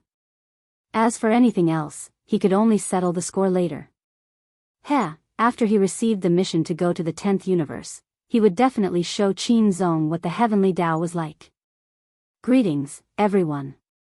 He bowed and then took the initiative to extend his hand. Xiang Yi was enthusiastic and quickly returned the handshake. But Qin Zong turned his gaze away as if he hadn't seen it, and chatted with Loopy Toad about the thought plague. I never thought that the thought plague would be able to invade even those of order so easily. The situation doesn't look good. The corners of Gu Xuanji's mouth twitched when he heard this, and he withdrew the hand he had intended to shake Qin Zong's. Although it didn't sound like there was anything wrong with it, Gu Xuanji still felt that there was something strange about it. Loopy Toad could only break out in a sweat like this. After all, it's part of the system of the old rulers. It's not strange for an ancient creature to have this ability. Right now, the most important thing is to confirm their identities. Right now, the members are too scattered. If we check them one by one, we might not have enough time. After he finished speaking, the crowd fell silent. I have an idea. At this moment, Gu Xuanji said, it's just that it might be a little violent. Loopy Toad, what is it? Gu Xuanji, send out a notice, gather all the core members of the battle sect here. Loopy Toad, meet here. Gu Xuanji, then shoot them as soon as you enter. Qin Zong, it had to be said that in Qin Zong's opinion, this method was very much in line with Gu Xuanji's usual style. In any case, thanks to the death substitute talisman, these thought plague victims definitely wouldn't be able to react in time if they were suddenly killed. The specific way to deal with them could be the same as when Xiang Yi had collapsed in a pool of blood earlier. When the host's body died, the thought plague would also wither, and the death substitute talisman would activate the resurrection mechanism. Xiang Yi trembled when he heard this. So, Senior Gu wants me to offend the entire battle sect on my own. He was just a guest official who had just joined the sect a few days ago, and he wanted to blow up everyone's heads. He wasn't a devil, Gu Xuanji. Brother Xiang, you're wrong. Special times naturally require special treatment. I believe that the brothers of the other battle sect won't blame Brother Xiang when they learn about this. It's just a reset for each core member of the battle sect. Xiang Yi, he didn't know why, but no matter how he listened, it sounded a little unreliable. At that moment, Loopy Toad seemed to think of something. By the way, I remember that the Nine Yang Divine Sword has the ability to automatically lock onto an enemy's head from a distance and blow it up. Xiang Yi had a bad feeling. Yes, we do. You just need to provide the relevant photos, Loopy Toad, that's even better.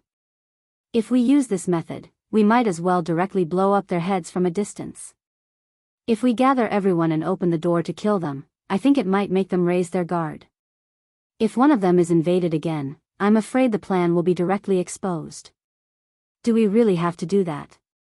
Xiang Yi was still a little scared. The situation is urgent. It's too inefficient to check them one by one.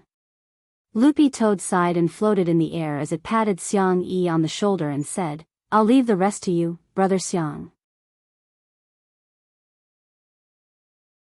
Xiang Yi, but I need photos of them, Gu Xuanji immediately said. There are 1-inch and 2-inch ID photos of all the core members in the archive at the back of Battle Sect, including their profile. Loopy Toad nodded. Then I'll have to trouble you to prepare this assassination list. Xiang Yi. God likes assassination list. Sure enough, he had told the truth. On the other side, Wang Ling, Wang Ying and Death Heavenly Dao had a clear goal. After ascertaining that they would distribute the remaining death substitute talismans to everyone in Battle Sect as insurance, they immediately set out to search for the little girl, Qin Xiaomu, who had been invaded by the thought plague. According to Wang Ling's judgment, the thought plague in Qin Xiaomu's body was most likely a parent, or a component that had an important connection with the parent. At the very least, it was the first wave that had been separated from the parent. If they could find Qin Xiaomu, they might be able to follow the clues and directly track the parent. Because he had resurrected Qin Xiaomu's parents earlier, Wang Ling took advantage of their inattentiveness to pluck out a strand of hair from each of them. Using the Great Blood Origin spell, Wang Ling compared the 2 strands of hair DNA and then traced them. Very quickly, Qin Xiaomu's coordinates converged into a flashing red dot on the massive map of the universe in Wang Ling's mind, and it grew larger and larger. According to the information provided by the hospital, Qin Xiaomu had disappeared after being taken to the hospital, and no one knew where she had gone. Wang Ling thought that the thought plague which had invaded Qin Xiaomu's body would report the situation to Bao Bai Group. But the moment the coordinates in Wang Ling's mind gradually became clear, he suddenly froze. These coordinates, Wang Ling muttered in a low voice, and Death Heavenly Dao happened to hear him. Ling Zhenren, what's wrong with these coordinates? On the side, Wang Ying, who was crossing his arms, also frowned. These coordinates are at Miss Rome's villa. But I don't understand, after it invaded Qin Xiaomu's body. What is it doing there?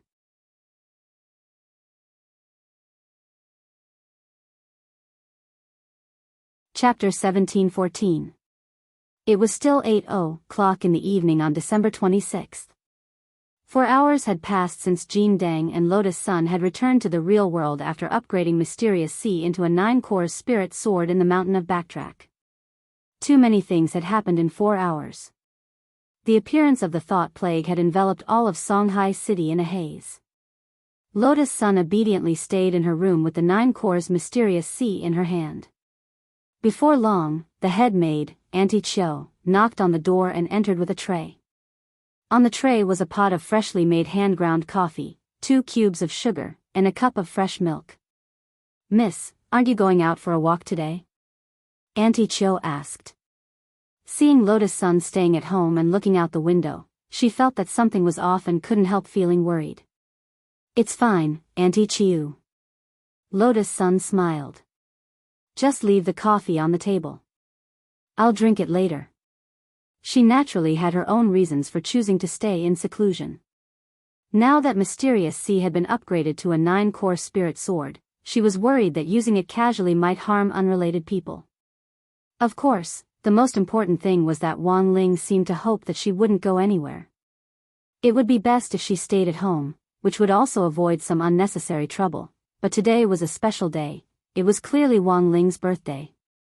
Recalling the embarrassing scene when she had visited the Wang family's small villa earlier, she couldn't help blushing a little. Just thinking about it was embarrassing. She had clearly gone to wish Wang Ling a happy birthday. In the end, he only gave her crispy noodle snacks and didn't even have the time to give her a blessing. After returning from the Mountain of Origins, the more Lotus Sun thought about it, the more she felt that something was wrong. She sat at her desk and stared at the scene outside the window in a daze. The smartphone on the desk opened the message editing page. She had originally typed a long string of words, but she felt that it was a little too long-winded as a birthday greeting, so she deleted it. Thus, Lotus Sun rested her head in her hands and fell into a dilemma. Because if he sent a text message, she felt that this was a little too insincere. Just as her thoughts were drifting, Auntie Chiu pushed the door open and walked in, bringing her back to reality. When she looked out of the window, she saw a maid walking in with a little girl in a red dress. "Aunt Chiu, why is there a little girl in the yard? Whose child is this?" Lotus Sun asked. "I was just about to talk to Miss about this." Auntie Chiu replied, "This is Gardener Zhang San's daughter. I heard that she's from the countryside and has never entered the city. Now that she's finally in the city, she wants to take a look around. But I remember that Uncle Zhang San isn't." "You're right, Mississippi Zhang San is infertile. However, when he was young, he saved some sperm. It was said that he wanted to find a rich woman who would like him and sell it. In the end, he really found one." Auntie Chiu said confidently, "I heard it's a blonde foreign woman called Mariana. His family owned a winery and was very rich. Through the big data comparison, we finally found Zhang San's sperm bank data. So this little girl is the daughter of that foreign woman called Mariana?" "Not really. The situation is more complicated." Auntie Chiu said, "In order to maintain her figure, Mariana doesn't want to be a pregnant woman. So I found a surrogate." "Surrogacy? But isn't this illegal?" "Yes, it's illegal. But isn't Zhang San a lawless madman? I heard that when the little girl was 7 months pregnant, Mariana didn't want her anymore and wanted to abort her no matter what. She felt that after the child was born, it would affect her career." Auntie Chiu sighed and said, "So not long after the child was born, she was brought back to China and has always been taken care of by Zhang San and his parents. Speaking of which, she's a pitiful girl." After listening to the whole story, Lotus Sun was stunned.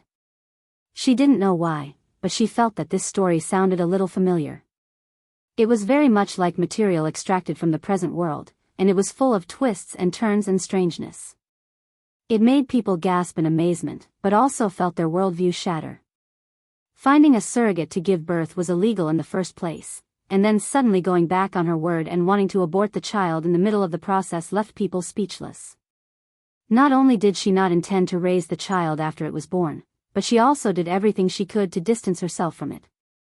This fully reflected the nature of a scumbag woman. Reality proved that scumbags didn't discriminate between men and women.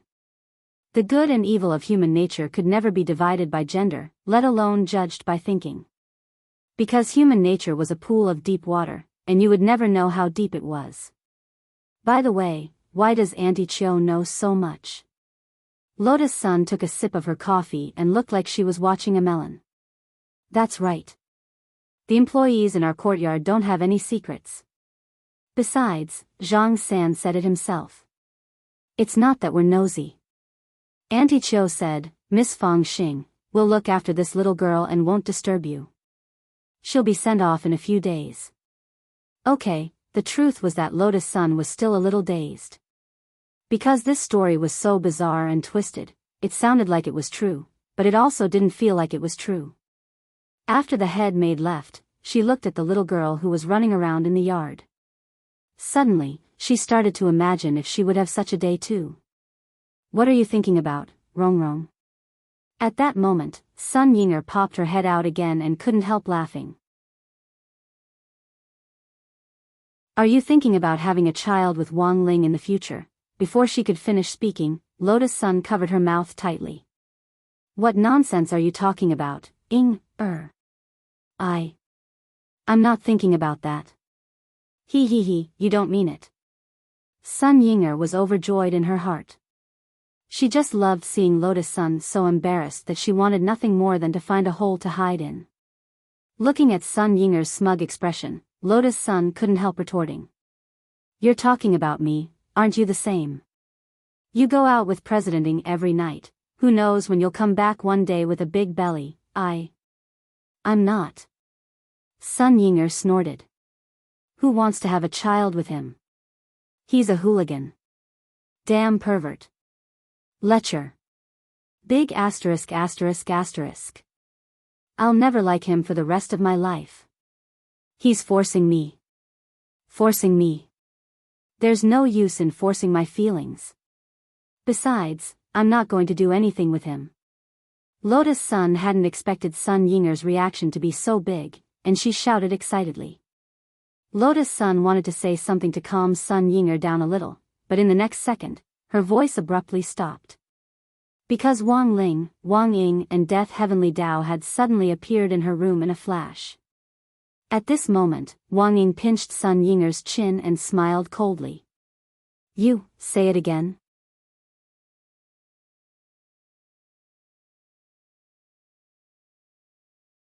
Chapter 17:15. Suddenly being pinched by a familiar hand, Sun Yinger was scared out of her wits. Her mind filled in the blanks, and she could almost imagine being tortured by Wang Ying in space at 8:00 sharp. This was a typical case of a loose tongue causing trouble. Sun Yinger had done this more than once, so when Wang Ying pinched her chin, he looked very angry on the surface, but in fact, he was very happy in his heart. He had a feeling that Sun Yinger was doing this on purpose to provoke him so that she could continue doing that kind of thing with him. So, are you trying to reject me? He stared at Sun Yinger with a profound look in his eyes. Sun Yinger's mouth was covered. She didn't dare to move or speak, but in her heart, she was cursing and calling Wang Ying a pervert. She actually didn't quite understand why every time a girl said no, guys always felt that it was an ironic word. After interacting with Wang Ying for the past few days, Sun Yinger actually knew how to deal with Wang Ying, which was to scold her behind her back, but in fact, it had nothing to do with her at all. As long as she admitted defeat and acted coquettishly, Wang Ying wouldn't do anything to her.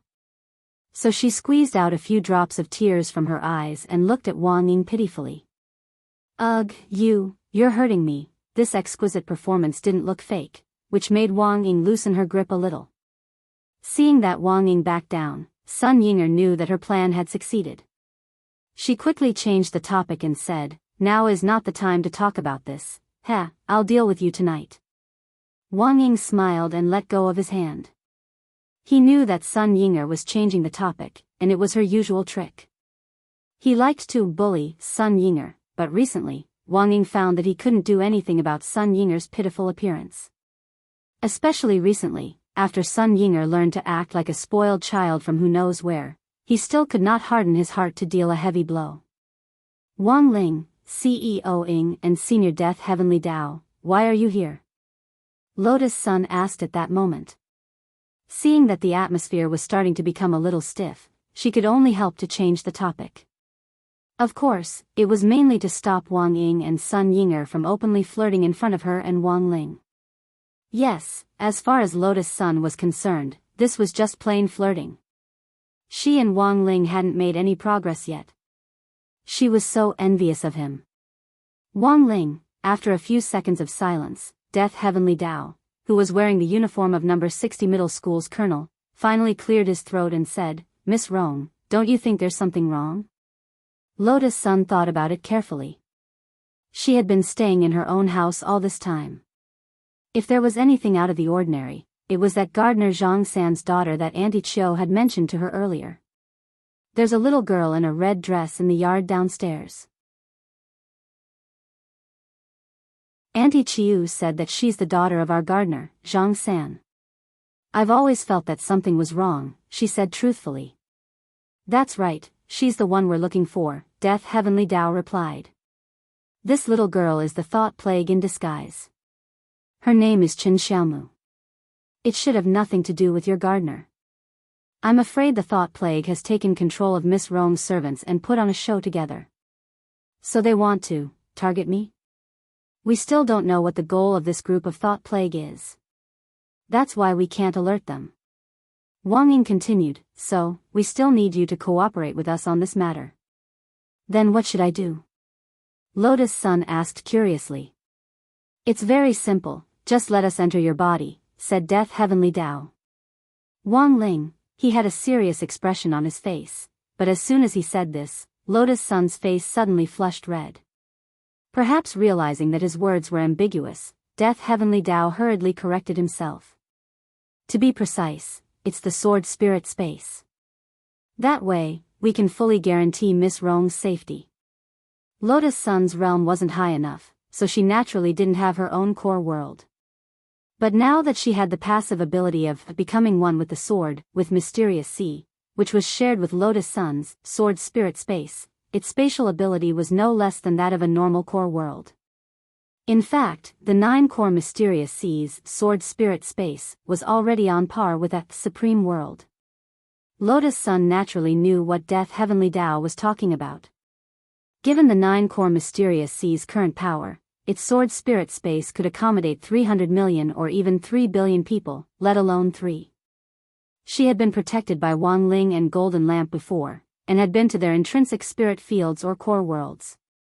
She had never thought that one day Wang Ling would also enter hers.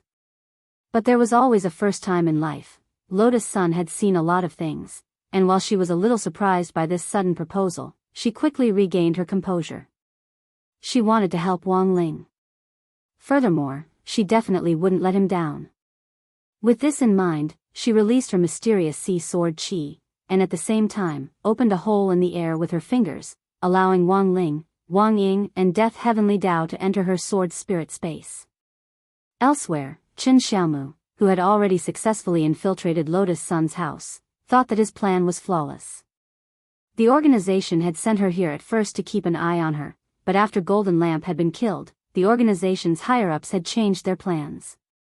According to reliable intelligence, this ordinary female cultivator from Earth had a total of 9 Heavenly Dao magic cubes on her, and these 9 magic cubes would be the key to their next master plan.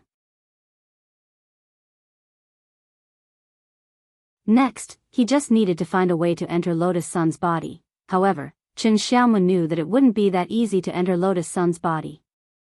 According to the information the group had obtained, Lotus Sun's body had been blessed, and random invasions could be dangerous. But the strength of the thought plague was that apart from invading a single person, they could also invade in teams. This was a method that they would only choose when facing powerful cultivators. However, because of Lotus Sun's special status, Qin Xiaomu had to make sure that nothing went wrong. So after being brought to Lotus Sun's house, he mobilized his forces and used his own method of breeding and spreading the infection. Thus, over 95% of the more than 100 servants in Lotus Sun's residence were already under his control. Of course, he had also cautiously left behind some who were close to Lotus Sun, and deliberately didn't let them be controlled in order to make Lotus Sun lower her guard.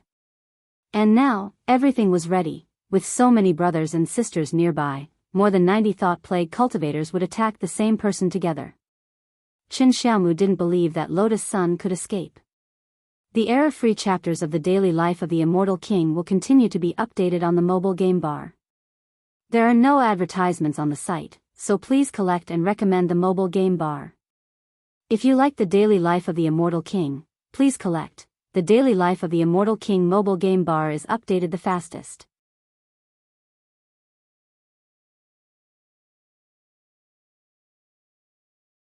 Chapter 17-16. Controlling Lotus Sun was in fact just one part of Baijia's plan. Since setting up Bao Bai Group, he had used the advantage of stealth in the air to control the overall situation, and at the same time developed gene editing to synthesize dragon descendants. Lotus Sun was a key piece in this game of chess, so he had to take her down no matter what. But based on his previous experience of dealing with Wang Ling, Baizhi naturally knew that this man wouldn't be so easy to deal with. Thus, in order to gather enough pieces for this game of chess this time, he was exceptionally cautious with every step he took. In the boundless Milky Way, inside an unknown cloud-shaped celestial body that emitted a milky white light that was as holy as an angel's feather, a faint human silhouette appeared. His beautiful face was covered in a faint layer of moonlight, and his snow-white, crystalline body was otherworldly, like an otherworldly god. At the end of his tail was a slender white dragon tail, which flickered with starlight as it moved. He was like a bright moon surrounded by stars, full of emptiness and peerless elegance. This was Baijia's current appearance. Relying on his obsession, he had become a body of consciousness. Last time, he had imagined himself to be Golden Lamp Monk's junior brother, Yang Shuangji. This time, he had transformed into Moonlight Dragon, one of the 3 leaders of the Dragon Clan at the beginning of the Eternal Era, supreme, pure, flawless, holy. All holy words were inadequate to describe his current state. Baizhi never thought that after being humiliated by Wang Ling several times, he could actually reach his current level and become the leader of the Dragon Clan at the beginning of the Eternal Era. So he felt like he could do it again. He felt like he was invincible. He felt like he could once again attack Wang Ling, this man who had repeatedly defeated him and pushed him to the bottom of the valley. And this time, he had learned from his previous lessons, and was cautious in everything. As long as he could defeat Wang Ling, or even threaten him, he wouldn't let go of a single one of them. If it's just this Sun girl, I'm afraid she won't be a threat to him. At that moment, a familiar voice rang out next to Baizhi. It was a ball of purple foam that flickered with a strange light. It looked like a bunch of floating grapes, and was the current form of the god of the grave, who had inherited the teachings of the outer gods of the past. Old Mu, I know what you are worried about, Baizhi said calmly. There was an irreconcilable enmity between the dragon race and the outer gods. Logically speaking, it was impossible for them to cooperate to this extent. However, Baizhi was not a member of the dragon race, and the tomb god was not originally part of the system of the Great Old Ones. Both of them had used their own methods to obtain the power of the 2 strongest factions in the ancient times, but at the same time, they were the victims of the same person. As the saying goes, the enemy of my enemy is my friend. It was not impossible for the Dragon Clan and the outer gods to cooperate. He clearly doesn't like this girl. Even if this girl really dies, it won't affect him at all. Why don't you just destroy a few snack stalls instead? The grave goddess suggested. I have my ways. Baizhi chuckled. His silhouette, which was the color of moonlight, was extraordinary. So this time, I'm not just targeting him. I will capture everyone related to him alive and use them as my chess pieces. I see. However, he was not easy to deal with. The same goes for his sister. This time, I have enough confidence. Baizhi laughed. I can't wait to see him put on that painful mask. Almost at the same time, Jing Zhe and Yan Ruo received the latest order from the corporation. It was a list, and they were required to capture the people on the list alive one by one according to the order on the list. No one could be spared. And on this long list, Jing Zai's eyes fell on the last name. Yen Ruo licked the ice cream cone, her pink tongue stained with milky white ice cream, making one's imagination run wild. Well, what are you thinking about? Is there anything strange about this person called Wang Wan's name? Her surname is Wang, the same surname as the person monk Jin Deng mentioned, Jing Zai said. But there are many people with the surname Wang in the world. I know. Jing Zai said, but this person is listed at the end of the list, and there is a special note. The organization said that if you feel that you can't beat him, you can just run. There is no need to fight this person head-on. It can be said that this is the most special existence on this list. Yen Ruo laughed out loud. We haven't fully inherited the power of the giant dragon, so it's normal to encounter a situation where we can't beat him. There is really no need to fight for a short time. But I still want to see what kind of person this is. Since he can be such a special existence. Is this person related to the Buddha surnamed Wang that monk Jin Deng mentioned? At this time, Jing Zai felt puzzled. His memory was not bad, but it had not been long since he fought with Jin Deng that he had forgotten the name he had just heard. He only vaguely remembered that the other's surname was Wang. So Jing Zai guessed that maybe some kind of power of law and order affected this part of his memory. He could drive the law and make the world forget his existence. It seemed that this person was really extraordinary, otherwise he could not have such a skill. Then let's finish this quickly. After a while, Jing Zai looked at the long list and took a deep breath. This list seemed to be arranged in order of strength, and the organization's request was to capture them alive as much as possible. As outstanding laborers, he and Yen Ruo would naturally fulfill their mission. After capturing Hero Gua, Little Peanut, Li Yuyue, and the others, Jing Zai and Yen Ruo stood at the entrance of Super Chen's family's martial arts dojo. Although they had already restrained their auras, when the figures appeared, Super Chen still quickly sensed killing intent. With a somewhat hesitant expression, Super Chen put down the stone block he had been using to train his strength and pushed open the sliding door. He saw a young man in a windbreaker and a little girl in neat clothes standing at the door. It's closed now. You'll have to register for classes tomorrow, said Super Chen. Jing Zai looked at him expressionlessly. I'm sorry, Hero Chen. No, Mr. Chen, we need you to come with us. As a descendant of the dragon race, they were almost used to calling others hero. This was practically a fixed pattern, and they had never changed it until now. Take a trip? To where? Super Chen was blank.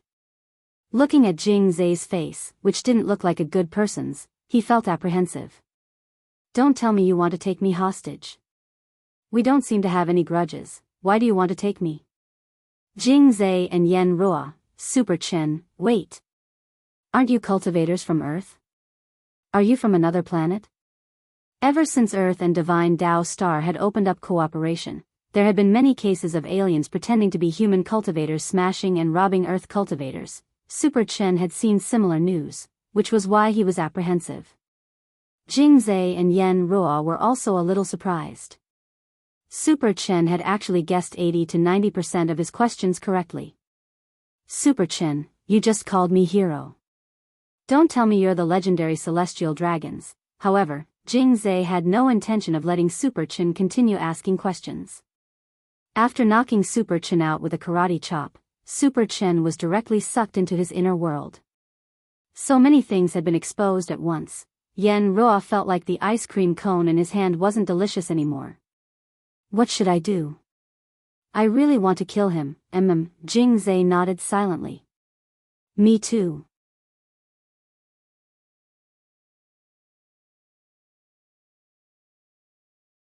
Chapter 17:17.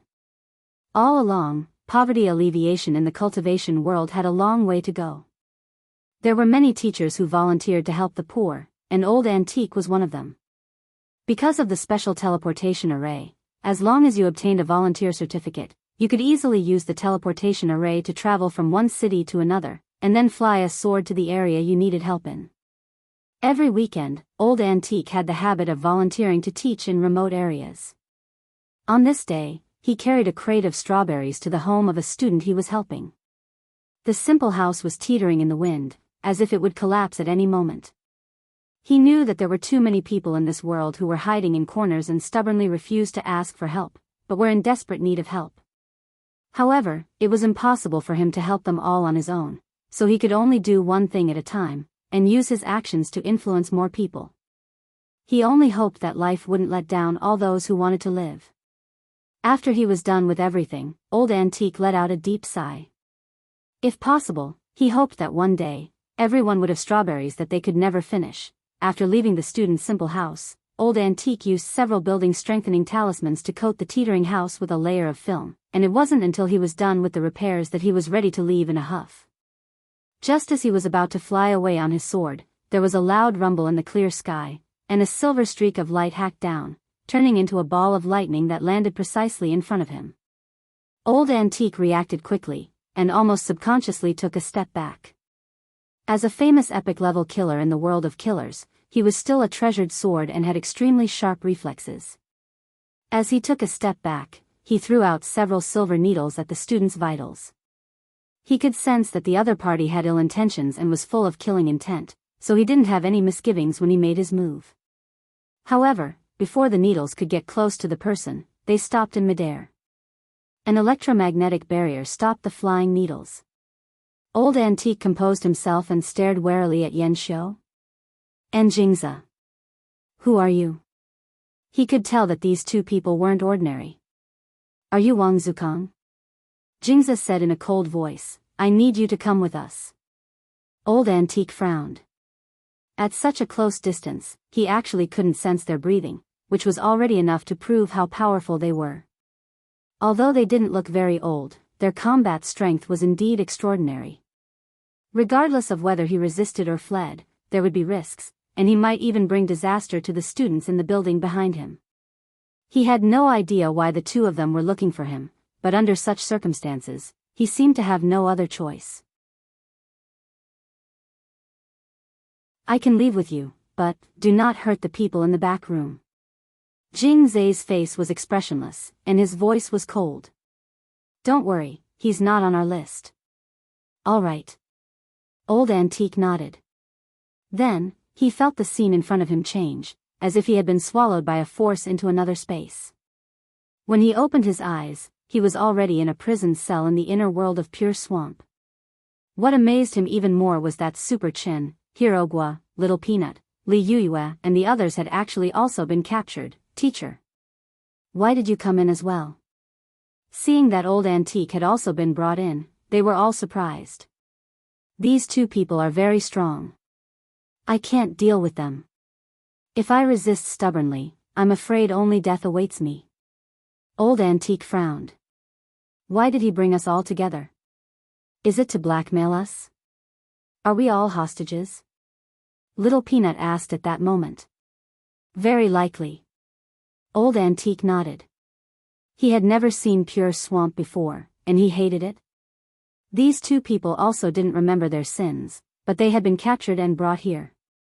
Thus, the only possibility was that everyone who had been captured and brought here had a common target, and it was very likely that their ultimate goal was to use them as a threat. It was just that until now, Old Antique still hadn't figured out who on earth this target was. After coming to this conclusion, the group of people in the prison cell pondered. This target should be someone from our class. Hirogwa said. That's not right. Since it's someone from your class, why did you capture me? Li Yuyue was very puzzled. Among the people you know in our class, isn't classmate Lotus-san the closest to you? Little Peanut said. So they captured us to blackmail Rongrong? Li Yuyue guessed. While everyone was puzzled, Super Chin suddenly thought of something at that moment, and he jerked his head up to look at Li Yuyue. Wait, apart from us and classmate Lotus-san, you should know someone else in our class, right? Also, we just went to Old Street to play together last time. You mean Wang Ling? Li Yuyue was even more incredulous. No way. Classmate Wang Ling, isn't he from a poor family? And he's a harmless mascot, capturing us to blackmail him, What are these robbers thinking? Classmate Wang Ling doesn't have anything to give them. Is it also for crispy noodle snacks? This clearly wasn't the time to joke around, but when Hero Gua heard this, he still couldn't help laughing. Then we're screwed. I'll be honest, if that's really the case, I think Wang Ling will directly give up on us and choose crispy noodle snacks. +1. Little Peanut silently raised his hand in agreement with Hero Gua's answer. In short, everyone keep calm and wait and see what happens. Don't worry, teacher will definitely keep you safe, Old Antique said solemnly. Although it was indeed a little inconceivable at the moment. Based on the current conclusion, it was most likely because of Wang Ling or Lotus Sun that they had been captured here. As Wang Ling's teacher, Old Antique had in fact vaguely sensed that Wang Ling was hiding something all along, but the two people outside just now had astonishing battle strength. It was because he had judged that he couldn't escape that he had chosen not to resist and wait and see what would happen. If the purpose of capturing them was to blackmail Wang Ling into submission, then what was Wang Ling's true strength? This was really a thought-provoking question. After Old Antique was captured, Teacher Pan was quickly caught as well. Not a single person related to Wang Ling had escaped. Jingze and Loathing? Their methods were neat and tidy. Very quickly, there was only one person left on their list, a special target called Wang Yuan. This is it. Two people appeared at the entrance of the Wang family's small villa in a flash of lightning.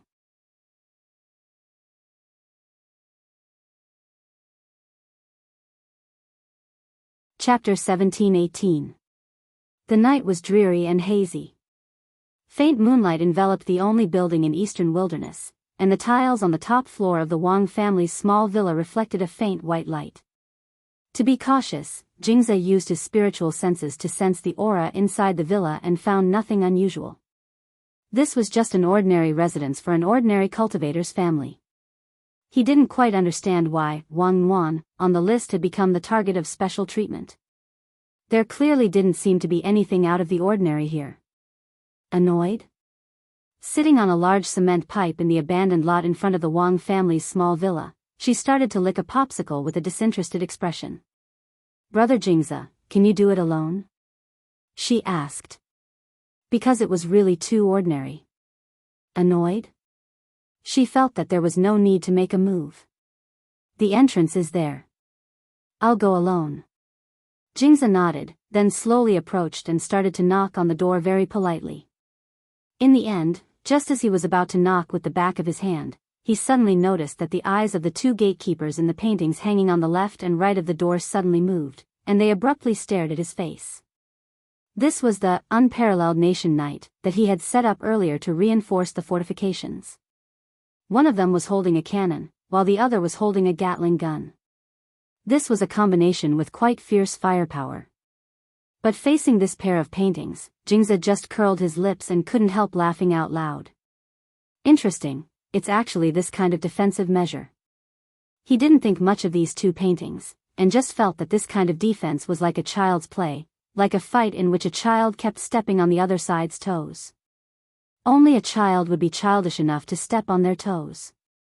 Just as he was about to reach out and remove the two paintings, boom! In an instant, a loud explosion rang out, and a basketball-sized cannonball shot out from the painting and hit Jingze's chest.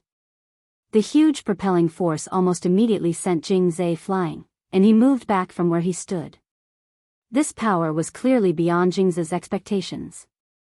Before he could react at all, his feet dug into the ground, creating two deep grooves. Then, in the open space in front of him, a tiny mushroom cloud rose from the ground and there was a huge explosion. At the same time, the old man holding the Gatling gun also opened fire at this moment. Blue sparks splashed out from the painting, and in a short moment, thousands of psionic bullets were fired. These bullets had their own trajectories in the air, twisting and turning, choosing the most suitable angle to surround them from all directions. This was the Gatling gun kata, which could accurately lock onto every vital part of the body, making it impossible for the targeted party to retreat. The Kingdom Knights were matchless, their coordination great, one holding a cannon, the other a spear. Under this kind of coordinated attack, a suppressive firepower was formed in a short period of time, turning the Wang family's small villa into a sea of flames. Is everything settled? After a full 3 minutes, the two of them stopped at the same time and looked at the bright flames in front of them. They had sensed a deep hostility from the cleansing swamp when it had approached, so they had decisively attacked to stop the enemy. They had thought that the intruders had been killed by the intense firepower. Who would have thought that at this moment, there would suddenly be a thunderclap in the sea of flames in front of them, accompanied by a golden bolt of lightning that fell from the sky, extinguishing the sea of flames in an instant. There was a golden flash on the cleansing swamp's body, which was the mark of the lightning jumping on his body like a snake. The densely packed bullets that had been shot out earlier were all suspended around him, blocked by an electromagnetic force, and not a single bullet could get close to him. How is this possible? This time, it was the Kingdom Knight's turn to reveal a calm and elegant expression. They looked at each other in dismay, not daring to believe what they had just seen. This level of attack was more than enough to kill a Dao god. They had not expected the cleansing swamp to be able to block it so easily. Ancestral level, the countenance of the two old men, who were holding guns and cannons, instantly turned deathly pale. Pa! While they were still in a daze, the cleansing swamp had already put on his familiar diamond gloves, aimed at the painting on the door, and snapped his fingers. In an instant, a powerful chaotic force surged out from the painting in an endless stream, causing the unparalleled Kingdom Knight's body to expand to the size of a balloon. Then, bang! Bang! Two sounds rang out in quick succession. Accompanied by heart-wrenching screams, the two paintings instantly exploded and disappeared completely. It was a very tragic scene. The Kingdom Knight had been completely destroyed by the cleansing swamp's diamond gloves and split open on the spot. They tried to struggle, but it was useless. The equipment Wang Ling had given them was already powerful enough, but unexpectedly, they still couldn't defeat the cleansing swamp. At the same time, the other enchanted artifacts in the Wang family's small villa were also trembling. They could clearly sense how powerful the intruder this time was. At that moment, the two dragon descendants had affected the quiet front of the Wang family's small villa, and the atmosphere was filled with a somber air. Father and Mother Wang's realms were too low, and they didn't have much of an understanding of this overwhelming advantage in power. But when they heard the explosions and strange movements outside the villa, as well as the Kingdom Knight's screams, they started to worry a little. What should we do? The child's father. There seems to be a very powerful guy at the door.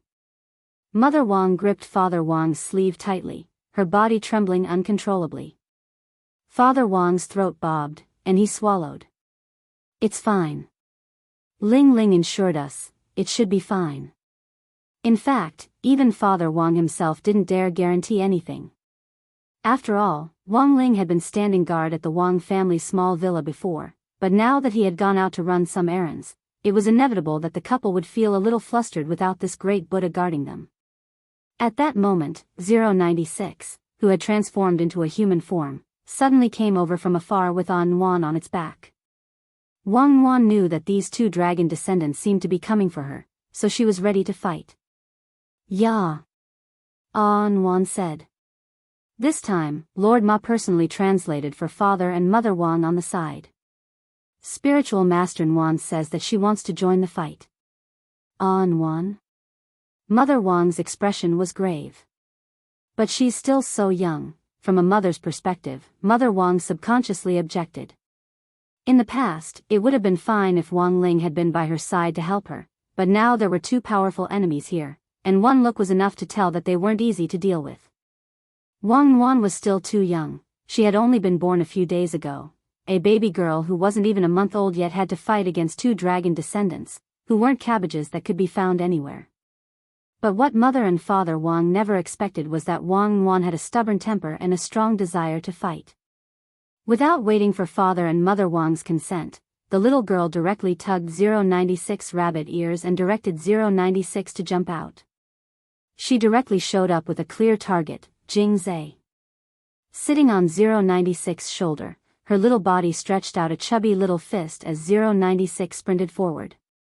Jing Zhe immediately laughed. he never thought that Wang Wan, who was on the list, was actually just a baby, and a hot-tempered one at that.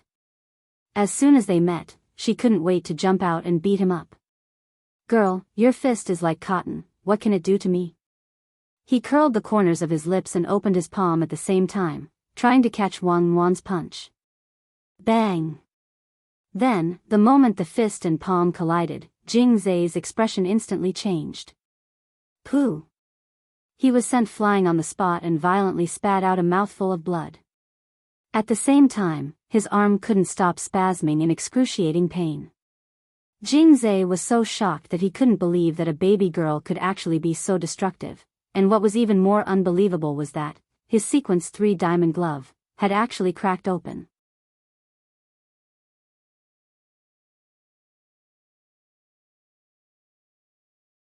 Chapter 1719. This was a chaos weapon of a dragon's descendant that had reached the sequence level. It was known as the indestructible diamond, and it was refined from the dragon skeleton that corresponded to the dragon power in his body. However, in front of the girl, it was unable to withstand even a single punch, causing cracks to appear. Something was wrong. Jing Zai was very decisive. He quickly retreated, and the golden lightning dragon behind him spread open. At the same time, countless bolts of lightning fell nearby, trying to quickly pull away from Wang Wan. However, Wang Wan's actions were faster than he imagined. As he retreated, he saw the shadow on the ground suddenly erupt, turning into agile tentacles that chased after him at an extremely fast speed. What ability was this? He was shocked. Jing Zai did not expect that the flash produced by his lightning dragon descendant would end up benefiting Wang Wan. The little girl used her Shadow Dao ability to quickly chase after him, but what she captured was his shadow.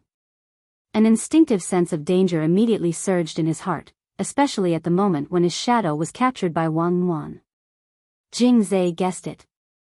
Immediately after, he felt his vision turn black, and he was brought into an alternate world. This was Wang Wan's unique Supreme World, and it was also a Supreme World exclusive to Shadow Dao. Everything in it was no different from Earth, but all the living beings were a mass of black shadows. A world of shadows? Jing Zai was shocked. At the same time, the person who was captured in this world was Yan Xiu, who was behind him.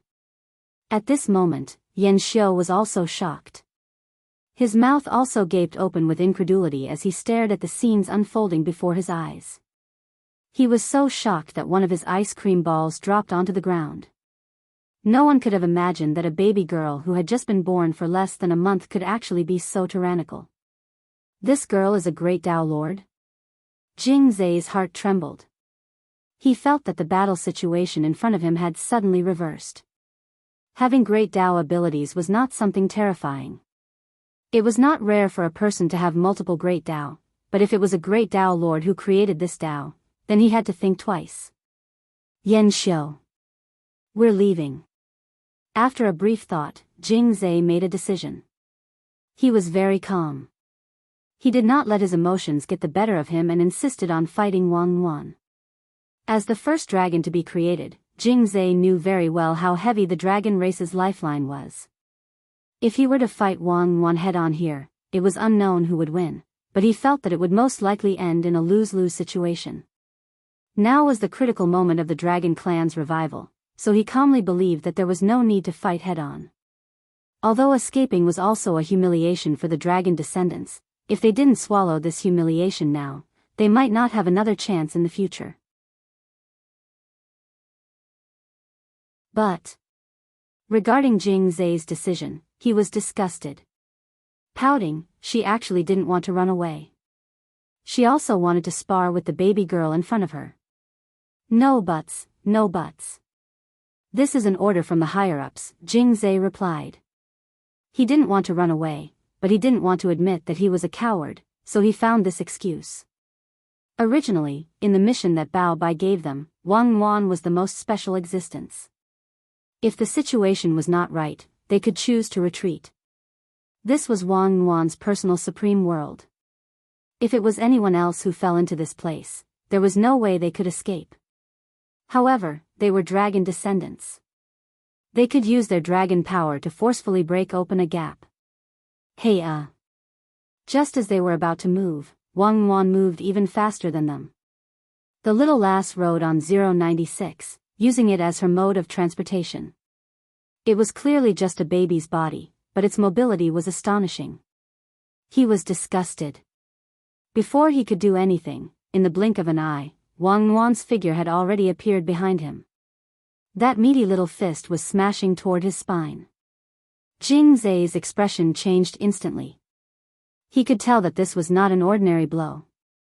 At the same time that the fist was unleashed, there was the sound of landslides and tsunamis. The entire shadow world was trembling with the supreme sound of the Great Tao, mixed with the terrifying power of the Great Tao Master.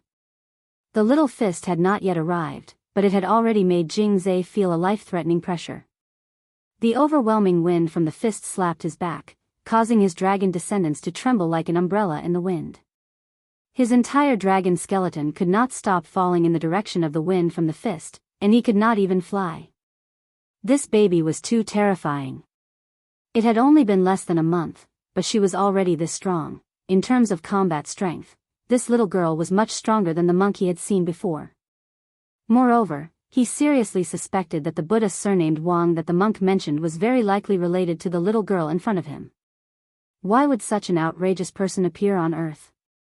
Where did it come from? Jing Zai was puzzled. The couple in the villa were clearly just ordinary people. How could they give birth to such a powerful earth cultivator? Could it be? Is it related to the mysterious object in the legends? His mind was filled with boundless reverie, and he suddenly thought of many possible guesses. Although he was afraid, he had to think about it. Because if they wanted to restore the dragon clan to its former glory, the girl in front of him and the Buddha surnamed Wang might become their biggest obstacle. Boom! This punch was like the autumn wind sweeping away the fallen leaves, hitting his spine solidly. Jing Zai spat out a large mouthful of blood, but he did not suffer any serious injuries. At the critical moment, the black umbrella on his back blocked another blow for him. At the same time, as the fist approached, the black umbrella on his back blocked another attack for him. He spat lava from his mouth and instantly formed a powerful lava barrier. However, the moment it was completed, Wang Yuan punched out almost at the same time, directly breaking through the barrier and hitting Jing Zai. Although it still made him vomit blood, at least it had some protective effect. If it wasn't for Black Umbrella and Yan Xiang, Jing Zai suspected that Wang Yuan's spine would have been broken. Yan Xiang? Let's go. With a loud shout, he pulled away from Wang Yuan again. At the same time, he opened the black umbrella on his back, and a chaotic vortex formed under his feet. The god-devouring umbrella opened up a tiny opening in this supreme world. It was only the size of a mouse hole. But Jing Zai still went in with Yan Xiang. Without any hesitation, he went in. This time, Wang Yuan didn't give chase. This was her first time fighting with people with the power of the Dragon Clan, and she felt that they would be good combat training targets. But from the fight just now, Wang Yuan could sense that their powers hadn't been fully activated. So she didn't give chase, and instead planned to give them another chance to grow. It would be a pity if she toyed with them until they died. After driving away the two dragon descendants, Wang Yuan left her supreme world. At the same time, she released Audiobook, Zhou Zi, and Kumir Yoko, who had been protecting her supreme world. Audiobook, Zhou Zi, and Kumir Yoko were the only exceptions, and Wang Ling had personally arranged for them to be protected by Wang Yuan. He was mainly worried that these two dragon descendants would cause trouble for them, which could be considered a privilege of Audiobook as a disciple. As for Zhou Zi and Kumir Yoko, because of their inseparable relationship with Audiobook, they were also protected. After all, the battle strength of the dragon descendants was astonishing. Apart from Wang Ling and Wang Yuan, no one could deal with them. Thank you, martial ant. After being released, Audiobook hurriedly bowed to Wang Yuan in thanks, and at the same time gave Kumir Yoko and Zhou Zi, who were still staring blankly on the side, a meaningful look. Thank you, spiritual master Yuan. The two of them bowed, their minds blank at the same time. They had been hiding inside little girl Yuan's body the whole time, and were so shocked that they couldn't speak as they watched her hammer the dragon descendants. "You're usually pretty smart, why didn't you react?" Hearing Zhou Zi and Kumiya Ryoko call spiritual master Wang Wan, Audjua couldn't help but smile. Logically speaking, Kumiya Ryoko was now his girlfriend, so it was only natural that she should be protected. But why was Zhou Zi being protected? It wasn't hard to analyze.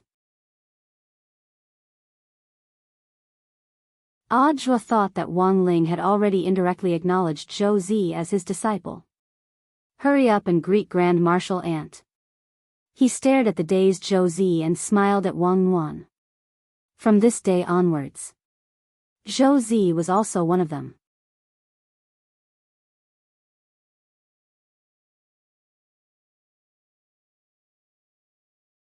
Chapter 1720. Yeah. In front of the Wang family's small villa, Wang Wan sighed with emotion as she looked in the direction in which the two dragons had fled. She pinched 096 rabbit ears, and 096 obediently let her do as she pleased. At the same time, Lord Ma, who was the infant language interpreter, swiftly appeared next to Wang Wan and accurately translated what she said. He said that Wang Wan had sighed just now because the two dragons were too weak, and there was no point in fighting them. Everyone present trembled when they heard this. If the descendants of the dragon clan were too weak, how could other people live? As expected of my martial aunt.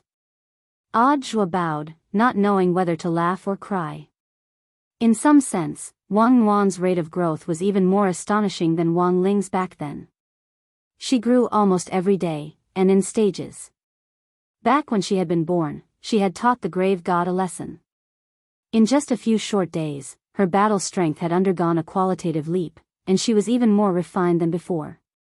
Needless to say, if anyone else found out about this, it would definitely shock the world and even the entire universe. In particular, those ancient people who knew what the ancient dragon clan was would all be so shocked that their jaws would drop. At the height of their power, the dragon clan had been supreme existences that could tear apart outer gods with their bare hands, and were so strong that no words could describe them. Sothoth was ranked second among the outer gods, but if the leader of the dragon clan, the dark devouring dragon, had existed back then, a mere Sothoth wouldn't have been a match for it. Now, these two dragon descendants who had inherited the power of a giant dragon and perfectly inherited the dragon clan's bloodline, powerful existences at the level of the earth ancestor, they had been sent fleeing with one punch from a baby less than half a month old. What a disgrace. As far as I know, the dragon clan is a race with very strong self-esteem. They will definitely take revenge. Marshal Ant, be prepared, Audjua said as he bowed. Yeah, Wang Wan replied. Lord Ma translated, she said that it doesn't matter how many come. Also, she's always wanted to taste dragon meat dumplings. As expected of Grand Marshal Ant. On the side, Zhou Zi almost knelt down. In the last few days, his worldview had been completely overturned. Before, he had regarded Audjua as a hero, but now, he had several more people to worship. Furthermore, he was well aware that these people could only be worshipped as gods, and he would never be able to surpass them. After seeing that Wang Wan had smoothly finished her fight, Wang Ling, who was inside the sword spirit space, breathed a slight sigh of relief. The little girl was very strong, and had single-handedly beaten up two dragons until they fled. He was also a little amazed at his little sister's growth. Relieved? The corner of Wang Ying's lips curled up. She couldn't help but laugh. I've already said that you don't have to worry about that girl. That girl will definitely be able to stand up. She's very strong. Now, their top priority was to find the mastermind behind all these plans. The revival of the Dragon Clan was one of the moves in Bao by Group's grand plan, and targeting Lotus Sun was also a crucial part of it. Then what would they do after targeting Lotus Sun? What would they do after gaining control of her body? As for this point, it was only a guess. In any case, it was definitely not a good thing. That young lady called Chen Xiaomu seems to be coming over. Lotus Sun tried her best to maintain her composure as she paid close attention to the changes outside. The moment the people of the thought plague gathered in her villa moved in one direction like a zombie army, Lotus Sun immediately knew that their operation had begun. Don't be afraid, Miss Rong. If they want to invade your body, don't resist. In any case, we're here, Death Heavenly Tao said. They were now stalling for time. They were hiding in Lotus Sun's sword spirit space and completely sealing off their auras, mainly because they wanted to extract more information. I won't be afraid. Lotus Sun nodded slightly. She wasn't really afraid, she was just a little nervous, afraid that she wouldn't perform well and cause trouble for Wang Ling. After all, Wang Ling was currently in her sword spirit space. In a sense, he had also entered her body and was following her around. The person she liked had entered her body. Ah. What a terrible line. What kind of nonsense was she thinking? Lotus Sun felt that it had to be because she had been with Sun Yinger for too long that her thoughts had gradually started to change and she had become unclean. Sun Yinger, after sitting quietly in the room for a while, the bedroom door was gently pushed open, and a red ball rolled in at an inopportune time. Following it was Chen Xiaomu, who had accidentally barged into the room while pretending to chase the ball. It had to be said that the people with the thought plague were all great actors. With this kind of acting, it wouldn't be a problem at all for them to win Best Actor and Best Actress awards. But the most awkward acting in the world was when you thought you were acting very realistically, but the truth was that everyone else knew you were just putting on an act. Sister, I'm sorry, I didn't mean to come in. The person with the thought plague spoke through Chen Xiaomu's body as he gazed at Lotus Sun's back as she sat alone at the desk. Looking at her defenseless posture, he felt that she had already matured completely. He, stupid woman, give me your body. Then, with a roar in his heart, he stamped his foot and pounced at Lotus Sun's back. Using Chen Xiaomu's body, he moved extremely quickly. The moment he pounced, he separated a ball of light with 3 tentacles from Chen Xiaomu's body and instantly attached it to the back of Lotus Sun's neck. The attack was extremely precise, and his aim was to invade Lotus Sun's body. She never thought that her plan would actually go so smoothly. Logically speaking, this woman who had 9 heavenly Tao magic cubes shouldn't be so weak.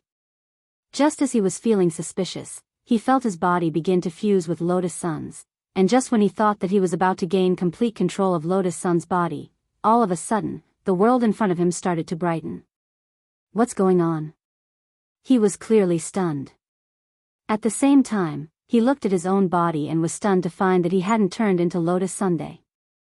He was still like a maggot with 3 tentacles on his lower body. Impossible. How could this be? The thought plague clearly didn't dare to believe it. He had clearly attached himself to her body, and according to past experience, he would only need less than 2 seconds to gain complete control of her body. But now, he had actually landed in a strange space, in a world of light. There were many mountains nearby, and in the sky, there were actually 6 suns. He was greatly alarmed. He rubbed his eyes, and soon realized that those weren't suns at all. Those were 6 freaking pairs of eyes. 2 of them were dead fish eyes. He had indeed attached himself to Lotus Sun's body. But just as he was about to invade her, Wang Ling and the other 2, who were lying in ambush in the sword spirit space, had intercepted him. Then, this thought-plagued person was suppressed in Wang Ling's palm. He was being watched by Wang Ling, Wang Ying and Death Heavenly Tao.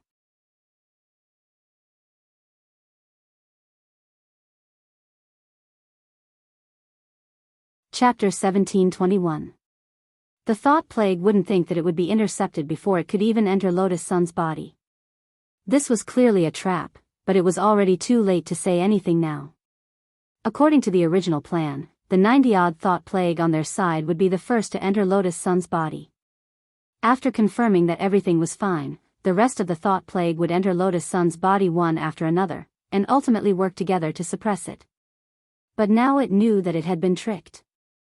The most outrageous thing was that after learning that it had been intercepted, Lotus Sun immediately opened the window and called out, "Come in, brothers." The thought plague which had invaded Lotus Sun's body first never thought that Lotus Sun would actually be impersonating it. What happened next was like the Calabash brothers saving their grandpa. When the other thought plague lurking in the villa heard Lotus Sun's call, they thought that their plan had succeeded, so they left their bodies and started to enter Lotus Sun's body. Then, one by one, they all landed in Wang Ling's palm.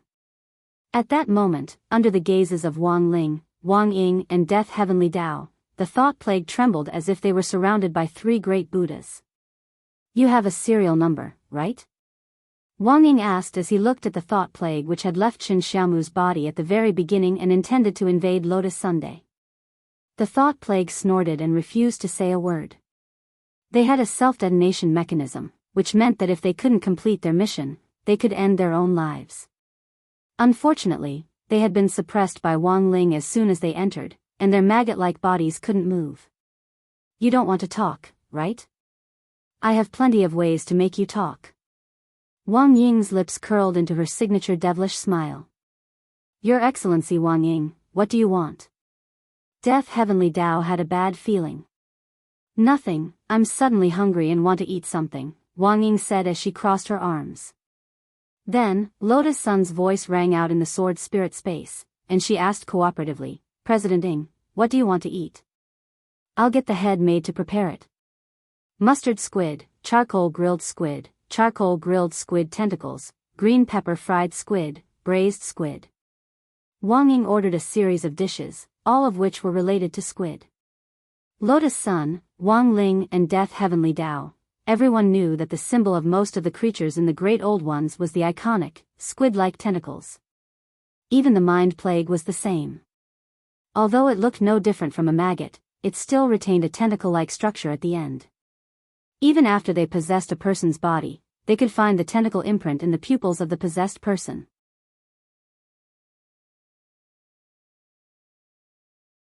Other than ordering a bunch of squid-related dishes, Wang Ying also planned to establish a mental link and build the same mental space with the 97 thought plague patients. The ultimate goal was actually to share the sense of taste. In other words, when Wang Ying was eating the squid dishes, the thought plague would also taste the squid dishes. This method was truly devilish. It could be said that in the true sense of the word, it was not very lethal, but it was extremely insulting. Although the Great Old Ones had nothing to do with the squid, they still had the illusion that they were eating their own people. Are you even human?" The leader of the thought plague cursed. "Sorry, I'm not human to begin with." Wang Ying spread his hands and smiled. He was Wang Ling's shadow to begin with, and in theory indeed wasn't human, so Wang Ying didn't feel anything about this. "How about it? Still not willing to talk? I have other ways." Wang Ying stared at it without the slightest bit of pity in his eyes. The thought plague patient could tell that Wang Ying wasn't the type to negotiate. If they didn't do as the other party said, they would definitely be severely punished. Furthermore, the other party's punishment wouldn't be an ordinary one, but a crooked method specially designed to target different groups of people. Letting them taste the taste of squid, this kind of psychological rejection was more painful than directly dying. Thus, the leader of the thought plague patients sighed and finally gave up resisting. "My work number is 003. 003? Wang Ying said, "Speak clearly, what's 003? There were 6 thought plague patients born from the first batch of mothers, and I'm number 003, replied the thought plague patient with work number 003. Everything was as Wang Ling had guessed earlier. He had already felt that the thought plague patient in Qin Xiaomu's body wasn't ordinary, and now his guess was proven right. "That is to say, do you know where the mother is?" Wang Ying asked. "Yes." 003 replied.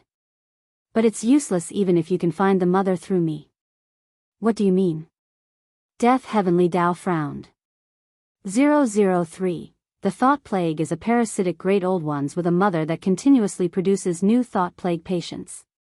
But the mother isn't the only one. Even if you find the mother and kill it, the mother can transfer its power in an instant. It can create a new mother. After the original mother is cut off from me, I don't know the location of the newly created mother. Although Wang Ling had long since expected that these thought epidemics, which had appeared out of nowhere, wouldn't be easy to deal with as part of the old ruler system, this method of transferring the mother's authority was indeed beyond his expectations. That was to say, if they didn't deal with it cleanly this time, it was very likely that the mother would slip through the net, unless the mother could be completely killed so that it wouldn't have a chance to transfer its power. But to 003, this was an impossible task. There are many ways to transfer the mother's power. You can't guard against it at all. 003 said, also, you know that Lord Sothoth is supporting this from behind the scenes. Unless you have a way to eradicate the host who has been invaded by the mother, make him completely disappear from all the world lines and timelines, the thought plague will exist forever. Wang Ling's eyebrows twitched slightly at these words. Because he felt that this method sounded a little familiar. And it sounded even more like revenge. Because this was what he had done to Baizha back then. He had erased all of Baizha's existence from all the world lines. The only thing he hadn't taken into account was that the other party's resentment was so strong and deep that he could actually communicate with the will of the universe and forcibly fill in the gaps. We have our own ways, it's not something you should be concerned about. Death Heavenly Tao snorted. At that moment, 003 suddenly laughed sinisterly. I don't understand. Even if you really have a way to kill the mother in one go, can you really do it? He's currently possessing the body of that scientist called Wang Ming. If you want to uproot us and prevent human cultivators from being enslaved, then you have to completely wipe out this person called Wang Ming.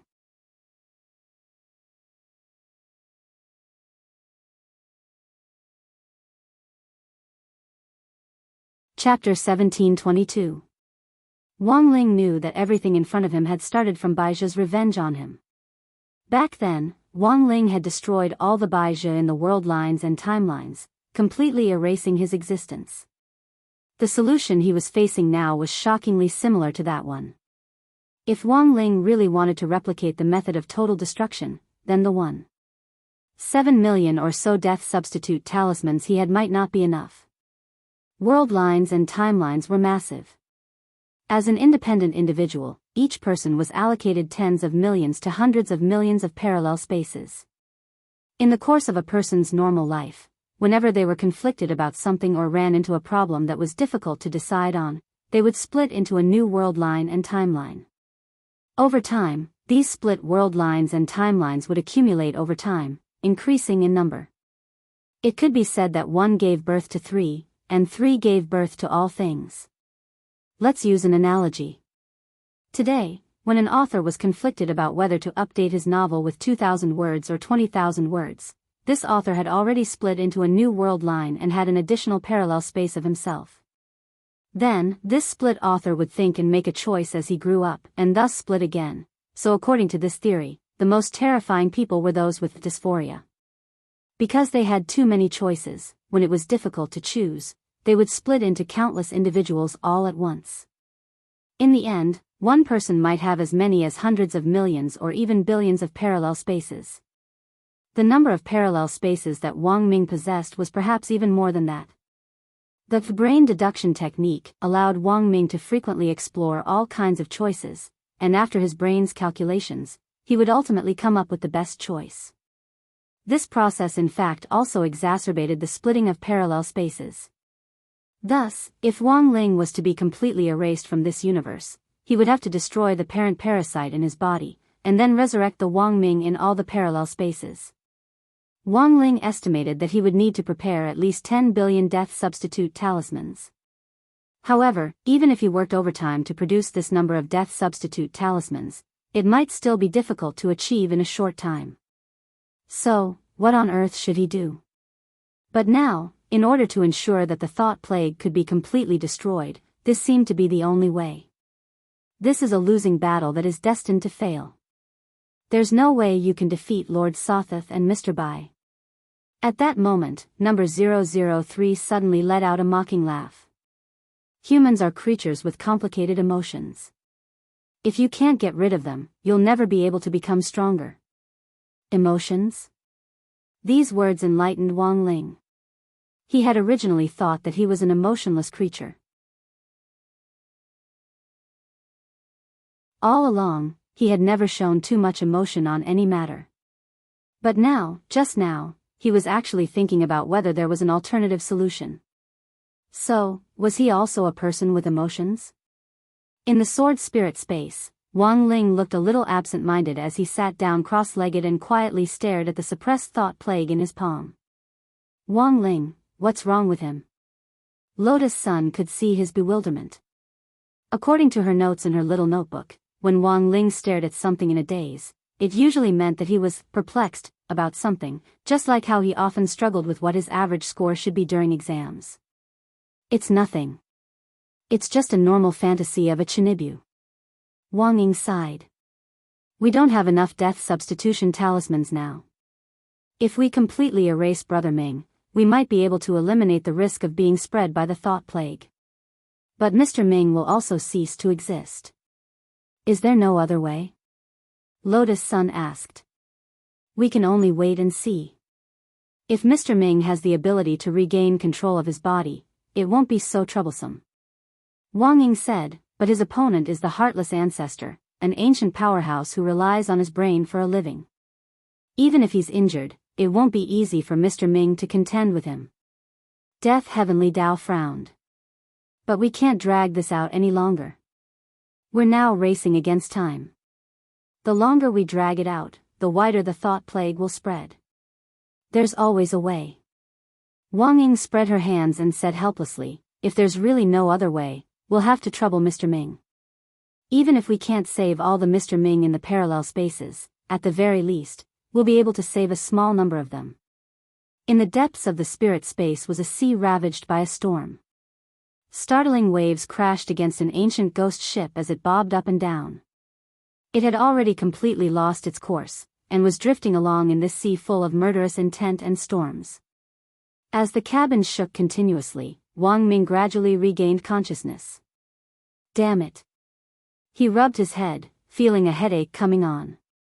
Then, he violently lost his balance and fell onto the wooden wall of the cabin. The torrential rain poured down and poured into his body, drenching all his clothes. Wang Ming knew that he no longer had control of his body. At the same time, he hadn't expected the virus that the Heartless Ancestor and the thought plague had planted in him would actually be so tyrannical. He grabbed the mast and wandered around on the choppy sea for who knew how long, until the wind finally calmed down. I have to think of a way to regain control, Wang Ming muttered soundlessly. He hadn't given up thinking yet. The last time he had been trapped in the spirit space was on the journey to Beast King's remains. He and Ghost Head Blade had fallen into the spirit space together, and then he had relied on the scrap floating on the surface of the spirit sea to piece together a mecha armor to suppress Ghost Head Blade and successfully escape. Wang Ming was already very familiar with the operation of escaping.